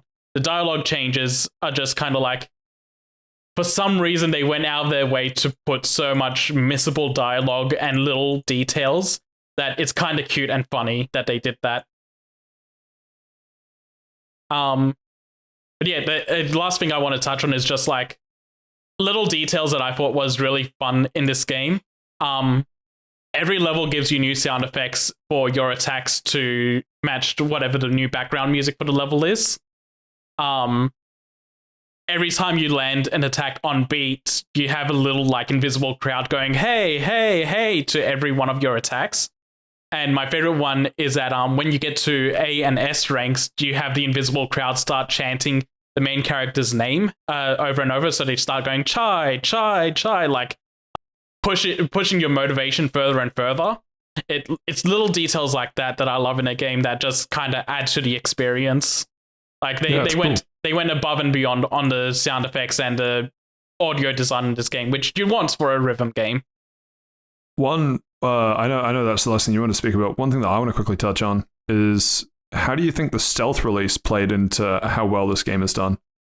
I'm shocked, given that how early we normally hear about a game in its life cycle, that they stealth launched this and that it was good. Because if they stealth launched this and it was a Square Enix game, boy howdy, would that be a different reality. I don't know how much it helped, but I think the stealth release was really good for this because I don't think you want any more trailers or any information than what we got with that initial one. I don't think a slow drip of information would have done this game any good. You could have probably announced it 3 months ago and it would have still done fine. But I think the immediate response of, here's this thing, it's cheap, here's the one trailer to get people excited, go. And I don't know, the crowd of people that I follow all jumped on this right away, and they would have jumped on this right away no matter when it was announced. It wouldn't have mattered if it was a year before release, 6 months before release, or whatever. Everyone would have gotten this day one that I follow. So I don't know how much just the immediate drop helped it out. Yeah, gotcha. But it did make an impact being an immediate drop. Cool. Well, unless you have any final thoughts, score out of 10, Pliazi. I give this a 9 out of 10. It has a couple. It has a couple of things that kind of bug me a little bit. Pun? Even for the price? Yeah, even for the price. So like, there's a couple of little things that annoy me about the game. I went over a couple of them. There's a couple of other ones that didn't feel like worth mentioning right now. But yeah, just in general, like a 12 to 13 hour game for the price that it is, it's extremely fun, extremely goofy, and like great dialogue throughout, great characters throughout. It's like incredible how good this game is. I'm surprised they're selling it for as cheap as they are. I think they could have gone away with charging it more for it. So yeah, like maybe a contender for Game of the Year. We'll see. Well, definitely one of the games of the year. Yeah, it'll make it on someone's list. It'll make it on a list somewhere. It's true. It might make it onto my top 5. You know what? The year's still young, my friend. We've got. Yeah, is it in your top 5 so far? That's what I mean. Like, this is. We've got at least 3 more games this year. Let's see what they're like. This is a January game, and it's already like making people consider that this might be a Game of the Year. Just looking at the prospect of what's coming out. That's how strong an impact it has. You're right, Saif. 2023 is going to be the year of like the revival of video games. I can feel it. We got this. We got Hogwarts Legacy. We got Starfield. We've got the Persona 6 remake that's being announced tomorrow. We've got Persona 6 remake. 60. They need to do Persona 6 first. Yep, you heard me. I'm gonna let's leave it there. They've got whatever Pokemon's doing this year. We got Street Fighter 6. Yeah. We got Final Fantasy 16, we got Final Fantasy 7, we got Final Fantasy 14's next expansion, maybe. Final Fantasy 7 again? Fuck, that's been out every year for the last fucking 10 years. And it'll be every year for the next 10. Wake up, baby, you've been in a coma. Final Fantasy 7? That's it. Okay, is this 1995? When did 7 come out? 95, 96. It came out 97. That's what I said. Good for Final Fantasy 7. Hey, all right, I get it. Oh, I see it now. Okay. Is that done? Are we wrapped up? Yeah, are we taking a break, Pat? You gotta send us on break. I've been trying to do that permanently for the past. Thank you for that, Saif. Yeah, it's certainly a game that I will almost certainly pick up when it goes on sale, and maybe even pick up on full price. Fuck you, Steve. Anyway, the deluxe edition just to rub it in even more. Rub his nose in it. Look, either get the deluxe edition to start off with. Don't buy the game and be like, you know what, I want the digital deluxe edition. Either start with it or don't get it. Get the digital deluxe edition for half price. No, you know what? I'm going to buy the digital upgrade pack now, and I'll wait for the base game to go on sale. Based. Yeah, base game. You said that. Anyway, this concludes Around the Lounge for this week. It means we get to move on to part 2 for this week, which is, of course, the news. As if there wasn't enough Final Fantasy news, Saif. You got even more for us. Yeah. Let me get it ready because I accidentally closed the tab. You're a fucking idiot. In the meantime, let's listen to 3. WAHEY. So don't think about cheating in Final Fantasy 14 because Yoshi P will find out and he'll strike you out of the world record books for being the world first clear. Now, what do I mean by that? Good question, everyone. The latest Final Fantasy 14 patch introduced the Omega Protocol Ultimate, which is of course it did. It is a high-end endgame boss fight that's made for basically the top tier of raiders. You'll have to be max level to do this. You have to have like the best gear to do this. It's insane difficult stuff. And every time raid bosses come in MMOs, there's always a race for who will be the world first. Let me find the name of the team that did this. I can't find it at the moment. Anyway, the first team that did the world clear, they got found out. The name is unnamed _ Okay, so unnamed _ they got the first clear, and it came out not long afterwards that they were using third-party mods to cheat the game, basically, like trying to get advantages that other people wouldn't have because they were using like camera hacks to see the entire battlefield at once instead of what's limited within the game, and a couple of other things. And as someone who does play Final Fantasy 14, surely just seeing the arena doesn't do that much. It does. It does? Okay then. Yeah, it gives you the tell. It lets you see the tells and everything much better than the limited view of the game has. They've struck out the world first clear, and since then, another team has come in and actually done it legitimately. But yeah. But no one remembers second place. Yeah, no one remembers second place. And Yoshi P himself, the director of the game, came out and said, "Yeah, no, we don't approve of this. His stance on mods has been, hey, don't be an idiot and tell us because we have to ban you if we know you're using mods. We can't tell if you just shut your mouth." And so yeah, these guys putting up videos showing that they had the mods active while doing it is like, that was a big no-no. Yoshi P out here with the snitches get stitches mentality. It really is. It's the snitches get stitches mentality because they can't tell on their side that you're running mods. So you basically have to dob yourself in for it. Well, it's probably one of those things that if no one says that you're using cheats and no one's using cheats type of mentality, like the second you start talking about it, it's like, oh shit, now we have to do something. Yeah, exactly. It's weird. It's a weird thing to do, but at the same time, I guess if you're trying to get a world record, maybe you got to do what you got to do. It's not on the docket, but I'm throwing in some extra quick Final Fantasy 14 news here. So, speaking of mods, there's a popular mod called G-Shade, which is basically a way to reshade the game, make it look prettier, increase the brightness and the colors of the game. The person that made that mod is he found out other people are using other mods on top of it and stuff, and like there's a bunch of stuff going on. So he just put malware in the mod. And what a Jesus Christ! That's such a Chad move. And so is it? Yeah, go on, Steve. Sorry, I was cutting you off there. No. I literally just said, is it? Like it's man. Weird. Yeah, weird hill to die on. It's a really weird hill to die on. And so yeah, G-Shade's just been shut down. Like everyone's uninstalled it and the entire project's been taken offline. What a weird thing to do, my dude. Very. The also something that wasn't on the docket, and I actually don't know how recent it is, but in the past month-ish, I'm pretty sure, there was some drama in the Minecraft speedrunning community just because someone was using mods that basically weren't detectable until he came out and he was like, yeah, I cheated, and everyone's like, holy shit, really? And it was stuff like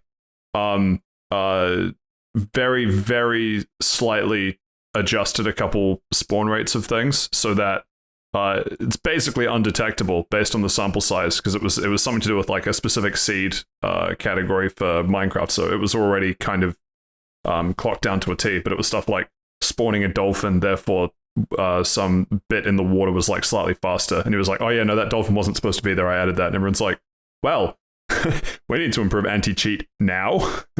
Was it Dream that did that? No. This is much more. I said in the last month. Jesus Christ! Do you think Dream's going in for round 2? Yeah, I wouldn't be surprised. He's got to stay relevant somehow. He's already revealed his face. What more does he have? More Minecraft cheats. All right. Okay. So round back to the 14 thing. So what has specifically happened is the developer added a malware that would shut down your computer if G-shade files were accessed by a third-party application. They're so fucking strange. So as long as you don't combine mods, you're fine. Yeah, as long as you don't combine mods, you would have been fine. But just let them combine mods. Who cares?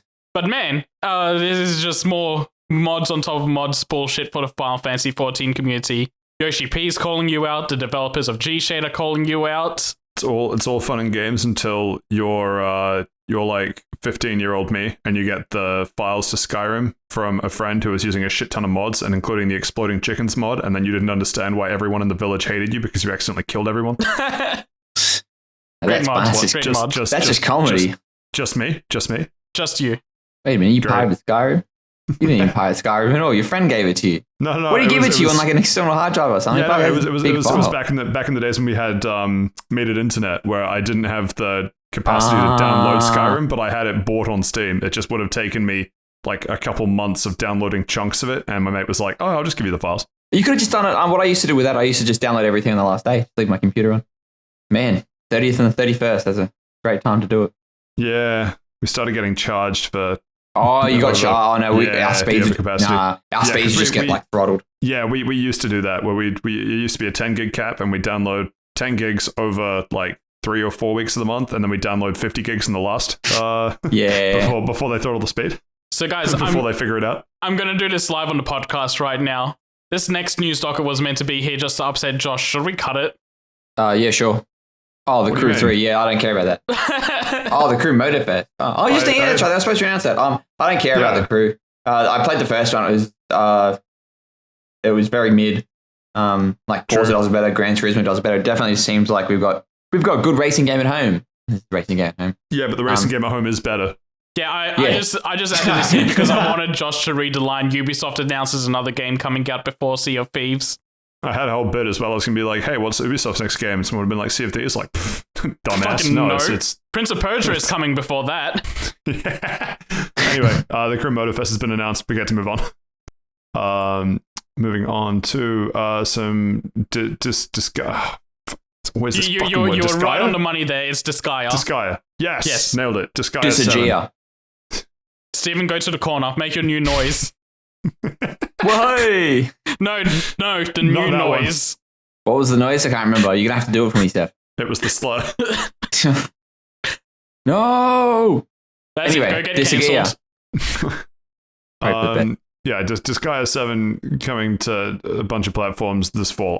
Someone else, if they want to expand on it, cool. I don't. I literally, what I want to expand on this is that the last Disgaea game, Disgaea 6, came out on PS4 and Switch in Japan. And NISA, the localization team, was like, we're just going to release this on Switch for a year, and then we'll do like an extended deluxe edition later for PS4 and PS5.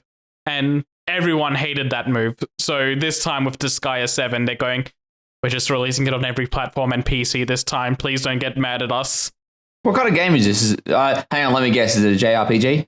It's a visual novel. No, it is a strategy JRPG. So kind of like Fire Emblem, but the numbers get big. All right then. So take Fire Emblem, and instead of having 30 health, you have 30 million health. Oh, but each attack gets up to like that 30 million as well. Yeah, of course. Yeah, you're not going to be doing 30 damage if you've got 30 million health. It'll get done by the time Disgaea 8. Playing with some Zimbabwean inflation numbers right there. All right, that was a good one. Of all of the shit that we've said today, Steve, I really didn't think that was the one that you were going to laugh that hard at. What can I say? I do love me some Zimbabwean inflation. Don't Google that. Don't Google that. No, don't Google that. Don't believe me? Look up Steven Zimbabwe inflation. Okay, Google that one. Let us know how it goes. Next up. A PSA to the... I was going to say to the same people that own PS Vitas because they have great taste in consoles and they also own PS5s, but then I realized that PS5. Has PS5 basically overcome its supply issues at this point? Yes, they've been making a big deal about it the past couple of weeks, where every region is getting a trailer going, we don't have supply issues in this area anymore.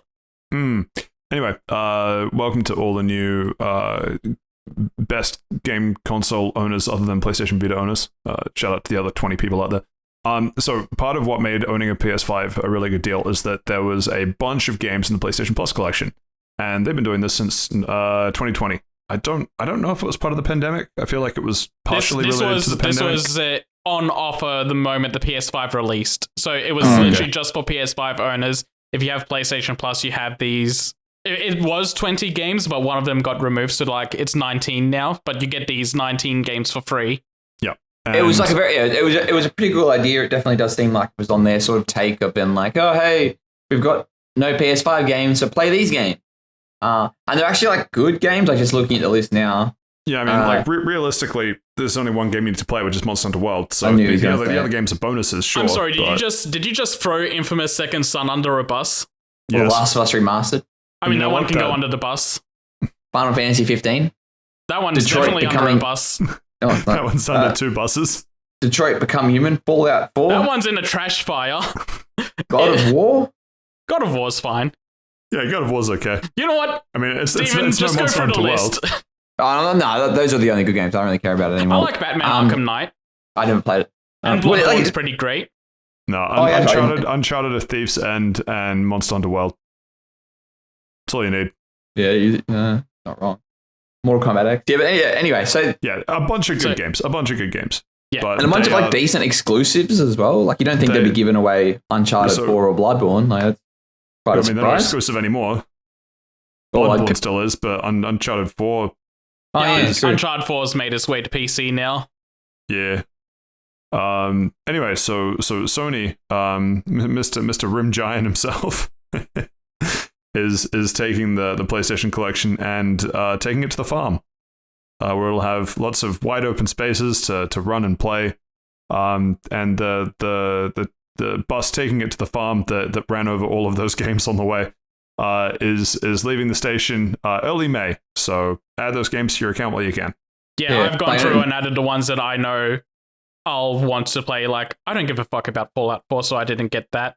Detroit, I'm going to go through for the funny ha-has at it at some point. Literally losing money if you don't, but whatever. I've added some, but I need to go back and add the rest. Just get the completionist trophy. Yeah, it's just some of these I can look at and go, yeah, I'm never touching this, so you never don't bother. Name one. Battlefield 1. Name another one. Call of Duty Black Ops 3. Oh, fuck. He's got you. Right, name one more. Fallout 4. No. You already said that. You already said that. Name another one. All right, Mortal Kombat X, because I already had that on disc and I didn't like it. Fuck you, man. All right, you know, this is making me sad. The rest of them I added to the library. It was just those 4.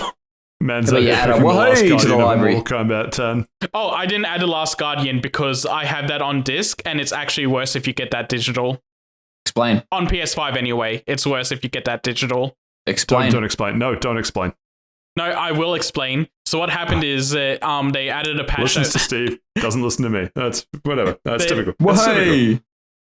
Get it unpatched. The game has a unlocked frame rate, and patched it caps at 30 FPS. So you want to play it unpatched on PS5, so it's always hitting 60. It seems like a non-issue, but whatever. A little bit. Interesting. I feel like there's a prerequisite step there, which is wanting to play The Last Guardian, which I don't understand. But anyway, I like The Last Guardian. It's not as good as Shadow of the Colossus, but it's a good game. Seth liking The Last Guardian, all you need to know. Yeah, I really.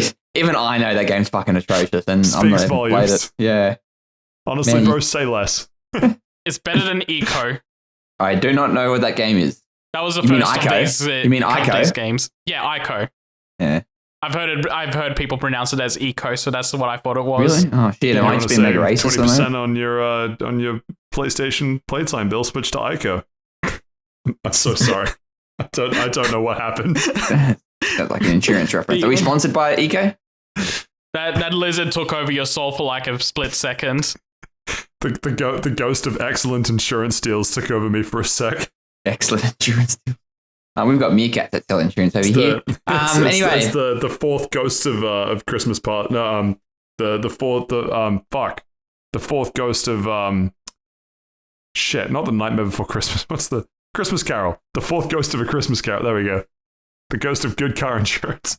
The ghost of Christmas insurance. Ghost of Christmas insurance. Now I'm just thinking of the. Do you have volcano insurance? Are there any? We haven't had flood insurance eruption here in hundreds of years. Doesn't that mean we're overdue for one? Well, yeah, that's game theory, but like that's what insurance is. Gambler's fallacy with natural disasters. That's Ned Flanders' whole deal. He doesn't have insurance because it's gambling if it's going to happen. He's not wrong, but based honestly.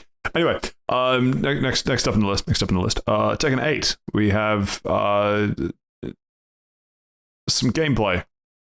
We do have some gameplay, so I'm not going to go over it. Anyway, next up on the list. I'm not going to go over it. They did a 37 minutes presentation on some of the new mechanics that are in the game.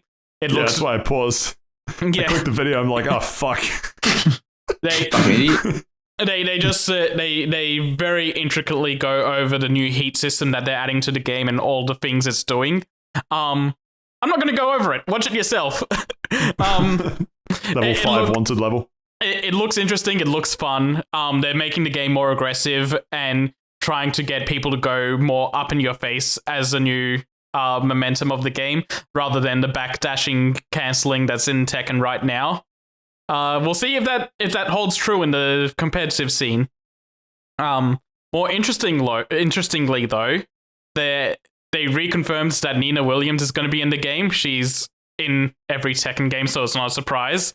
But they gave her guns this time. She's just shooting people in the back or in the face and doing sick dodge rolls while doing it. That's fucking horrible. Imagine that you go to like a fist fight and some fucking blonde bitch is like pew pew pew pew pew pew pew. Yoshimitsu has been in there since day one with a sword. That's what I was saying. Steve, I don't know how to tell you this, buddy, but based on who they let into Tekken, you could roll up to this underground fighting ring and literally be fighting a bear. Yes, but that's different to literally someone that's going to like 360 no-scope me across the map. Like they added a boxing raptor in the game at one point. Good, I can take him. Give the old left-right good night, I could take him. They've also added multiple boxing kangaroos.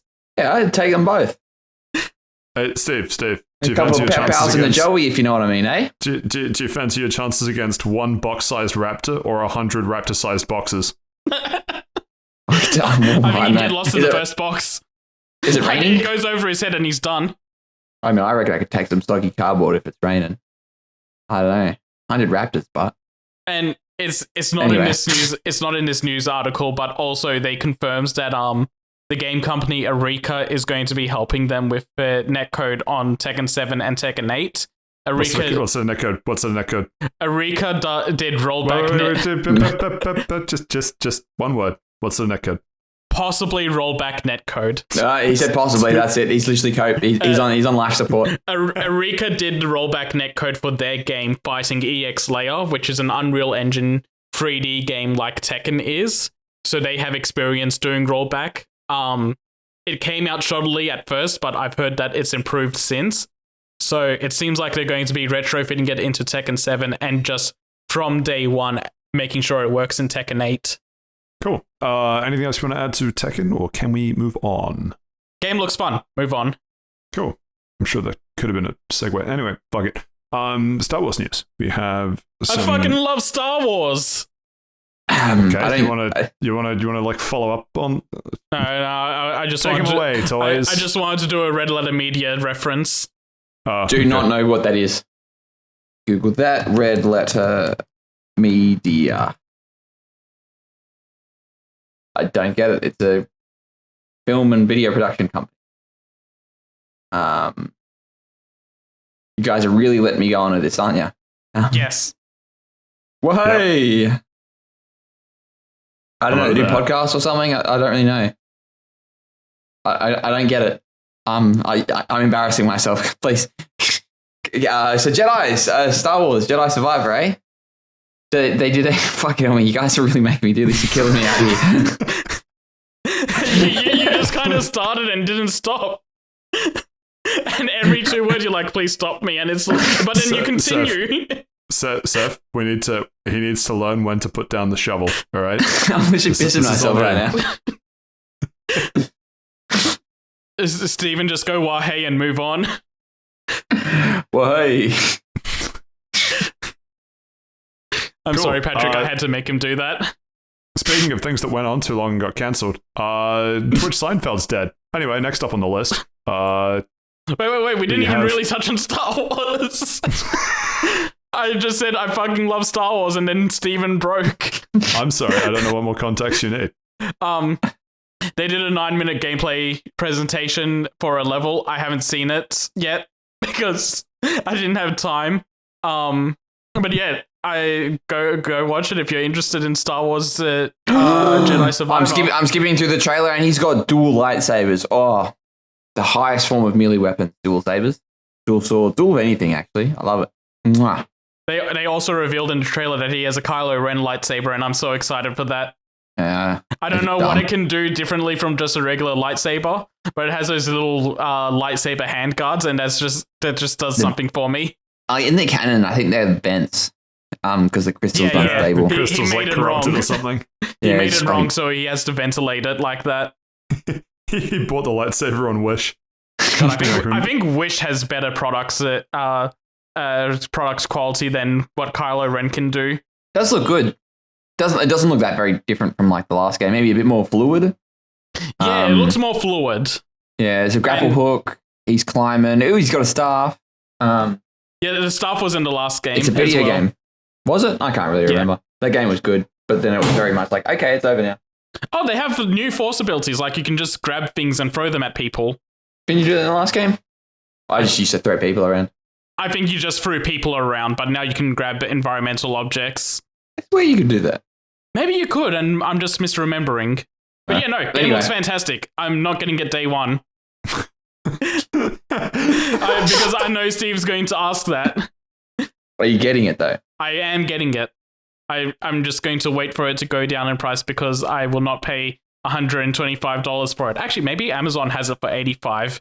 And if they do, then I'll probably get it day one. A lot of money. You know what they say about a fool and his money? That's 2 happy hour schooners at the local gentrified pub. You got to leave by 11. Fuck? The fuck is a schooner? Schooner. They have it for $80 as a pre-order price for PS5. Maybe I will get it day one. So a schooner is just like a glass of beer pack. Oh, okay. Oh, good. Yeah. You know how you get like pints and they're like, what, 600 mils or something? Sure. What's the average intake for a shoey? Oh, fuck, it depends on how big your shoe is. Yeah, true. I'm like a size like 12 and a half, 13. Fuck it, it's fucking big feet, motherfucker. Yeah, you know what they say. Yeah, big shoes to fill, eh? Well, my size 9s are going to go far in yours, eh? Basically a yard glass in each shoe, really. Yard glass. Fuck's a yard glass? Actually? Ironically. It's a glass the size of a yard. Like one US yard, not one yard. One backyard. It's what you do on your 21st. Do a yardie. I have never heard of this. Please elaborate. All right. We'll find clips later. We're getting wildly off topic. There's a movie called Yardie that came out in 2018. It's probably unrelated, to be honest. 5.8 out of 10. So are we going to talk about this AI Jerry Seinfeld being transphobic? No, we're skipping that one. No, already did. It got cancelled just like Steve did, trying to fucking flounder through a Star Wars segment. Anyway, it got cancelled with transphobia. That's all the context you need. Dragon Age 4.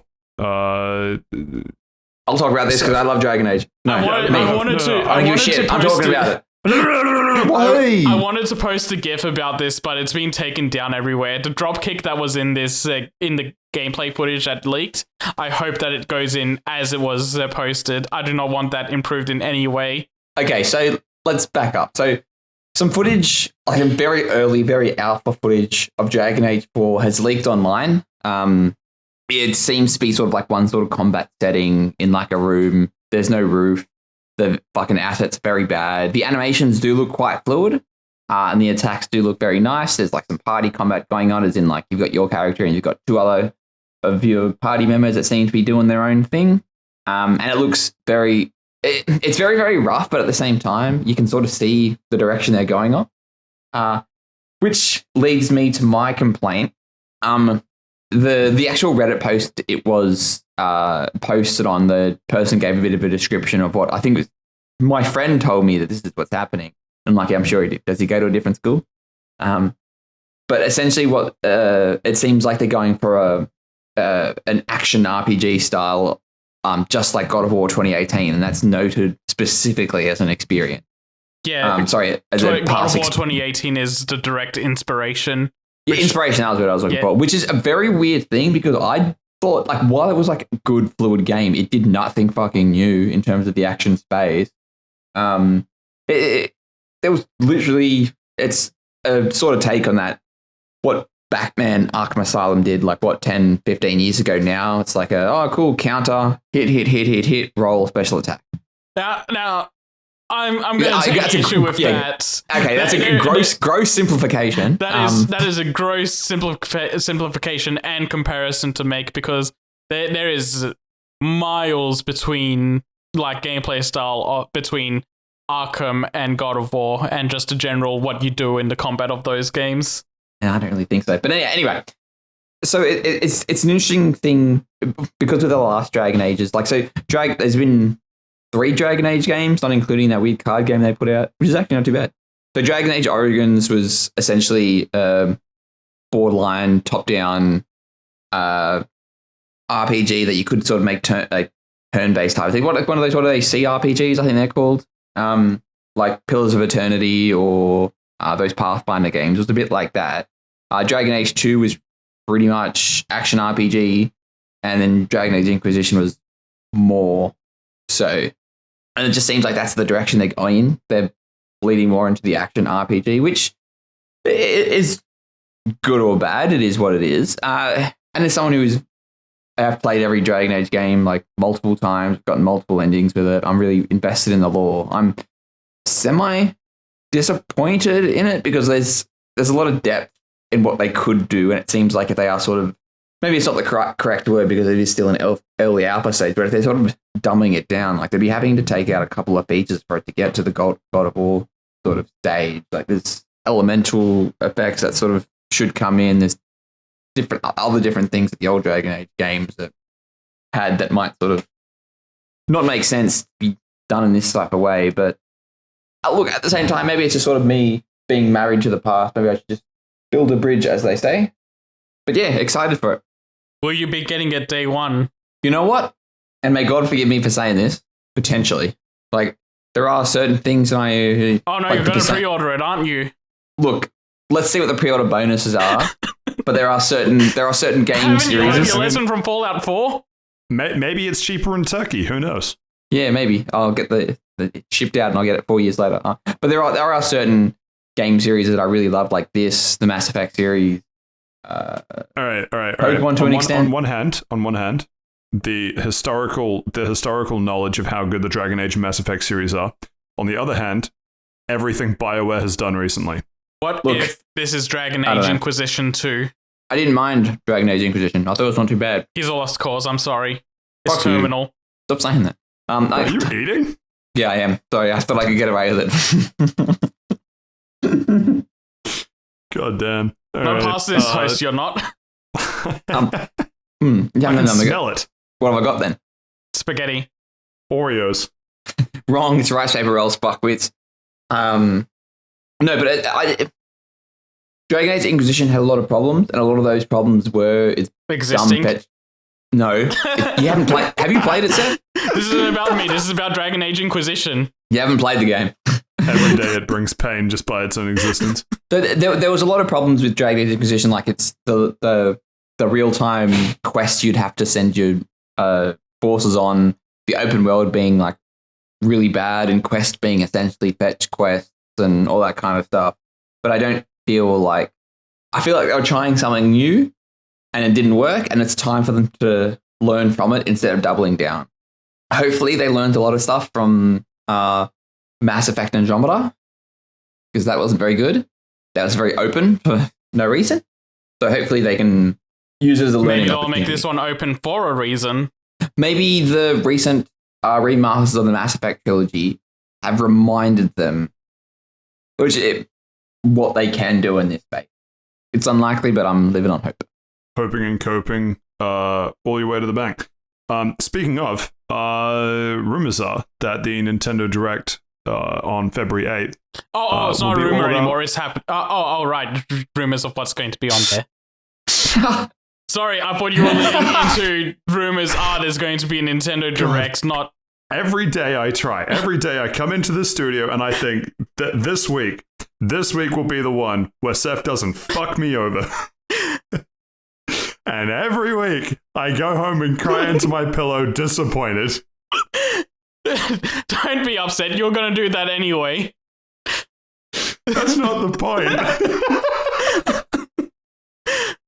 Look, in the span of 12 hours today, this Nintendo Direct went from being rumored to being confirmed. I messed myself up. Oh, man. All right. Well, in that case, Saif, why don't you fucking take it away? Yeah, so, the Nintendo Direct is happening tomorrow, for real, no cap, in... That's straight bussin'. Alright, Steve took it too far. In 11 and a half hours from when we're recording this. And I do not want to get ahead of myself, but I'm feeling pretty good. I think the Switch might be real. Literally, you're hitting cope levels that can't be possible. What it's really going to be is we can't forget that Harry Potter Hogwarts Legacy is coming out for the Switch in a couple of months.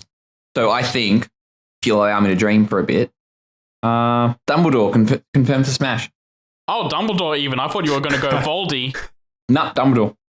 I'm just going to say it. There I said it. They hated him because he was right. You know, you set that up as a joke in the break segment.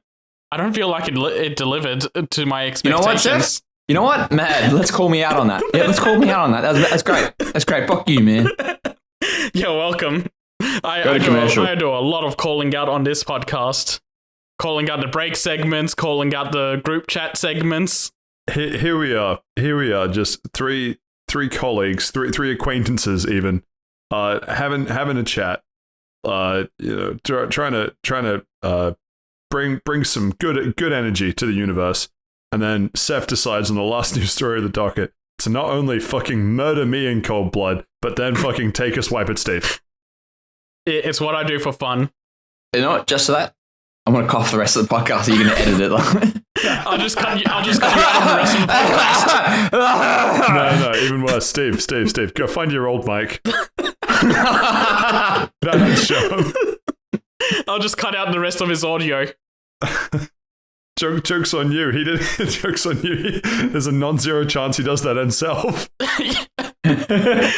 You're right. I'm scared. Sorry, I had 500 episodes and I already shipped it and my laptop is full. Stephen, how's your hard drive space? Not good, Captain. This space remaining 56 seconds, 55 seconds. So do we want to? So I'm just going to quickly bring up two things about this Direct because yeah, sure. Two things have come up on pre-orders that feel like they're going to happen tomorrow. So first one, and this is full cope. People are taking pre-orders for Metroid Prime 4 for $60. It doesn't exist. But it might start existing tomorrow. You know what? Nintendo is so rogue, it would not surprise me to be like, oh yeah, Metroid Prime, all three of them, buy it now. People have been... They do that shit all the time. Going back to shitting on Bloomberg for a second, they've been doing that rumor every year that any minute now, the Nintendo Switch is going to get the Metroid Prime trilogy as a remaster. And every year, without fail, it never comes. Just like the Switch, right? I like how you say without fail, like there's any other option. The other option is that it comes out. No, bro, promise. Every year, would it? No, bro, promise. It's coming out this year, I swear. No, this time, next time. Yeah, tomorrow never comes. All right, and what's the second thing, Saif? What's the second thing? The second one, and excuse me if I get even more copy with this one, but Tears of the Kingdom pre-orders went up and then got delisted, and that was for $70. Now, why am I going to cope on this one? Because I think that it jumping to $70 means there's going to be a Switch exclusive version for $70. Yeah, I can see that. They do that $10 next gen price bump. I've been saying this for months. Switch 2 is going to be the Switch. You heard it here first. You know what? I reckon he's going to be like, nah, we're going back to the 3DS. 4DS. It's just a Switch, but they go the DS style where it's got the flip up cover with a second screen. Yeah, but the second screen is another Switch. The dock is like see-through, so you can see the screen of the Switch while it's plugged into the dock. There we go, we've done it. No, so what it really is, it's like an iPad in your hands, and then it projects on the screen. So you've got like the controller has a screen on it, and it goes right back to Wii U. Yeah, I was going to say we're going back to the Wii U route where you can just have the Switch in your hand and use it as a second screen while you have the dock plugged in to use as the main console projecting to a TV. Well, Nintendo, don't worry. If we've jumped any of the ideas that we're about to hear in the next 11 hours, we're reasonable. We'll take royalties. Or you can just take Steve. Like, either or, really. Like, us, millions of dollars, or you just take Steve away from us. Like, I'm equally happy with either of those. Whoa! See, he's even getting ready for his role in Mario. What do you mean? I thought he was voice acting Dumbledore. No, Mario has Wahoo. Mario has Wahoo, and Steven has WAHEY. Uh-huh. You reckon I can do a collaboration with that band, The Who? Wahoo are you? Wahoo. Wahoo. Right, we're on. We might be onto something. Hey, Steven, can you do one more WAHEY, but in the old Yahoo ad fashion? No. Damn. That's for Patreon subscribers. Rats. He's onto me. Wait a second, we don't have a Patreon. Yep, that's hint. If you think we should, write into us. Steven, it's okay to beg Krispy Kreme for money, but we're not begging the audience for money. Oh, I just want you to make sure that you... we ain't, I gotta eat. I just want to make sure that you get paid, sir. You do at least a 5-minute job of editing this podcast, and I'm sure it's quality of some description. It actually takes a couple of hours. I'm sure editing takes at least 5 minutes of your time. Like, at least. So he enhances all the whays and all that guy's wife jokes, and then he just deletes the rest, calls it a day. I like how it probably only takes Saif an hour to edit the podcast, but he has to just bring himself to do it, because every time he gets to one of your bits, he has to just reset, calm himself down, and then push through. Because it's like so funny, he can't breathe. It takes like 2 to 3 hours, I think, to do the trimming. But yes, working up the motivation takes the entire weekend. Thank you for your service. Working up the motivation to listen to Steven's audio takes the entire weekend. It's gotten the motivation has gotten better since he got a new microphone, but not by much. Now I have to contend with the content of his audio. now it's just a personality issue. Good one. Right. Well, news done for another week. We have an audience question from is this one of your friends, Steve? Fuckface McGee. No, that doesn't sound like one of mine. You guys are my friends. God, you need better friends. Yeah, true. Anyway, hey Kings, do you guys like to spend a lot of time customizing your characters when the option is available, or do you just random and go? Sincerely, Dan. Hey Dan. I don't even go as far as randoming. I choose the preset that's closest to my hair color and eye color, and I basically don't edit it. I used to, when I was a bit younger, I used to go for, some may describe them as... Furries? No, not the opposite of furries, actually, completely bald. Furless. I was going to say edgy. Edgy was the word I was looking for, like, yeah. Oh, yeah, I remember doing edgy characters back in the day. Yeah. You've got your spiky hair, you've got your scar over one eye. You got your horns in the WWE games. I never played those games, but now... because that one's relatable. But now I like to do the old self-insert, so I try to get the... Well, it's very hard for me to find a stereotypical white average appearance. Yeah, it's weird because normally there's not a character like customization option for dead reference, but I guess you gotta put yourself in there somehow. You know what I don't like though is when people make like intentionally ugly characters. That like takes me out of the game so fucking much. Like, wait, what do you mean? I feel way to call me out for my Street Fighter 6 character. Oh, that was the ugliest thing. I forgot about that. That shit's a war crime. Yeah. Well, I cannot remember which game it is, and it's got to come to me at midnight. I'm just going to start screaming. I'm going to command you guys to come record. But it was a game me and my friend. It was a game that me and my friends were playing, and his custom character was like Shrek, but it had blue skin, and so I had like my sort of normal sort of character, and his was just like bright blue skin, big ears, a very long nose, and it was just like, and it was one of those games where like in the cutscene it would display the character, and it was just so fucking jarring, and I was like, couldn't take it seriously.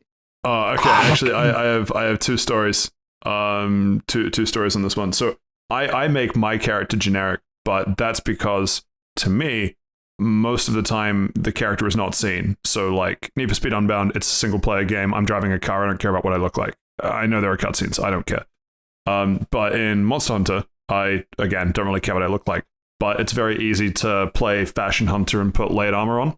And so in Monster Hunter World, when they released the final update with the Fatalis, like the end of the story arc sort of thing, there's a great cutscene where it's this big, holy shit, Fatalis is real. He's here to like destroy Castle Black again, mobilize everyone. This is it. This is the big finale. And one of the layered armor sets I had access to is me in what's known as the buff body gamma layered armor, which just makes you look inhuman levels of ripped, and a deer mask, and so they seamlessly blend together. So I look like a fawn, like the most jacked fawn you've ever seen. And I'm able to set it such that, like, you know, regular normal people might make the buff body look like, you know, match their skin tone or be any other normal color. I managed to get mine to quickly cycle through just vibrant colors, and so there's a moment in the cutscene, and there's a screenshot of it somewhere in a Discord, of it's a very far off shot where you're doing the perspective of like, look at these tiny insignificant beings against this giant dragon, and most of them look kind of in place because it's a big castle and they're all wearing like battle armor and that sort of thing. And then there's just this fucking rainbow pony in the corner, cycling colors, trying to talk about how serious this threat is. It's one of my favorite moments in Monster Hunter. And the other one is I did go out of my way to make my character as let's say distinctive as possible in Saints Row 3, where I made him super buff, bright green, gave him the Hulk pants, a Cat in the hat, no pupils, and the like Jason Statham voice. And then decided what happens if I take the pants off, and then it's like, aha, there's the funny, blurry, blurred patch where his crotch is. And then I did that and then went into the cutscene where Kinsey's hiding under a desk in a diner. And so I walk up fucking stark naked, crotch kind of near her face. And then the line is, Kinsey, I feel very awkward having this conversation. In context, it's because Kinsey's hiding under the desk in a diner and making a scene. But in reality, it's because I'm the fucking Shrek Hulk standing naked in a diner talking to someone going through a panic attack. But two moments that I think will stick with me until the day I die. Very, very entertaining. But otherwise, I make a very generic character. Yeah, so if you go back to episode 54, you can see that I have a lot of fun with character customizers, sometimes getting friends into the mix to go make atrocity and war crimes like I did in Street Fighter 6. But most of the time for, like, if it's going to be a game I'm playing a lot, like Monster Hunter, I'll either make a character, like, kind of based on myself, like give it the same kind of skin color as me, same hair color, same eye color, but then I'll like fantasize it a bit to match that world, or I'll just make a waifu. Depends how I'm feeling that day. That's right. Yeah, playing as a female character. Yeah. That usually used to, when I was an edgy teenager, used to trigger me in ways that an edgy teenager would get triggered. And then one of my friends one time, because I was making fun of him for doing it, and he's like, "Oh, so you'd rather stare at a man's ass for 80 hours?" And after that, I've just done a lot of like, I play a woman to look at her ass for 80 hours instead of a man's ass for 80 hours trick. Yeah. But then as soon as he said it to me, I'm like, maybe I am gay. Maybe I should stop. And that's it. And then I was like, you know what? Let's people role play as they do. But usually I do sort of make it a self-insert character. And if I do go and replay the game, I'll either do something weird or I'll do like the opposite gender. Girl characters always get the best outfits to dress up. Play Barbie. Well, not they make them the Barbie. Unironically do. Yeah. Oh, well. But yeah, no, I like to have fun with the character customizer. I don't spend hours in it, but maybe 20 to 30 minutes tops, I think I've hit. My most hated part is like a Skyrim, and it's like, oh, first person, I can't see myself. Yeah. No, those are the worst ones. Yeah, like why make me customize? I'm not going to be able to see myself. Mirrors haven't been invented. Just give me a little Doom guy in the bottom of the screen. Yeah. Anyway, thanks for riding in, Dan. Be going for beers on Friday. I'll see you there. Is this episode going to be out before Friday? Oh, shit. It'll be another Friday that it can go out. I don't know. Once a day kind of go out. Once a day. Once a Friday. You know what? Look, just message me when you get this, Dan. If you don't message me, I know you won't listen. If you'd like to invite me out to drinks, write in. I'm happy to go anywhere. Happy to hang out with people. The pandemic's got him all worked up. Oh, no, because my lower back, I literally haven't left the house in about a week. So if anybody wants to hang out with me, just knock on my door. I'm relaxing the rule on people showing up without prior notice for the next couple of days, to feel free just to drop in. Would you like to give us your address so we can drop in? No. Be spotted? No, thank you. I'm not that desperate for human attention. Man, that was really sad. Can we? Come on, cut us. Whoa, let's go back to the funny stuff. Yeah, come on, Pat, get rid of us. Cut us out. He's gone another week without doxing himself. He's still surviving longer than Josh ever did. Yeah, that's true. That's fair. Right. Well, yeah. Thank you for writing in, Dan. If you or someone that you know has a question you think that we could answer, not necessarily should, just if you think it might be kind of funny. Don't send us your homework. I'm not answering that. No, send that to ChatGPT. Send it to me and I'll do the math wrong. Yeah, you did that before in your section. That's the joke, Stephen. I love good callbacks that I get. Anyway, we're on Facebook, Fast Travel Lounge, Twitter at Fast Travel Lounge -1 of the L's, at least for now. Elon might change that, who knows. And good old fasttravellounge@gmail.com. Yeah, I don't really know. Feel free to give us a comment, like, subscription, something on your preferred platform of choice, because that helps us absolutely just drop the average IQ of the population, just one listener at a time. And I think that's our goal. Make everyone stand Steve. Comment your favorite Steve catchphrase. Let's. This might be the thing of the year. He's just stick to that forever. Yeah. Nah, you should get it. Don't tell him that it's that guy's wife joke. That guy's WAHEY joke. Yeah, no, I'll find a new one. That really sets him off. Anyway, I fucking love Star Wars. I fucking love Star Wars. I don't get that. Man, wish you guys stopped me from that. This brings us... He's back at it. To the end of episode 59. Thank you so much for listening. I've been Patrick. I've been joined by Saif and Steve. And we'll catch you next time. Goodbye. Happy WAHEY!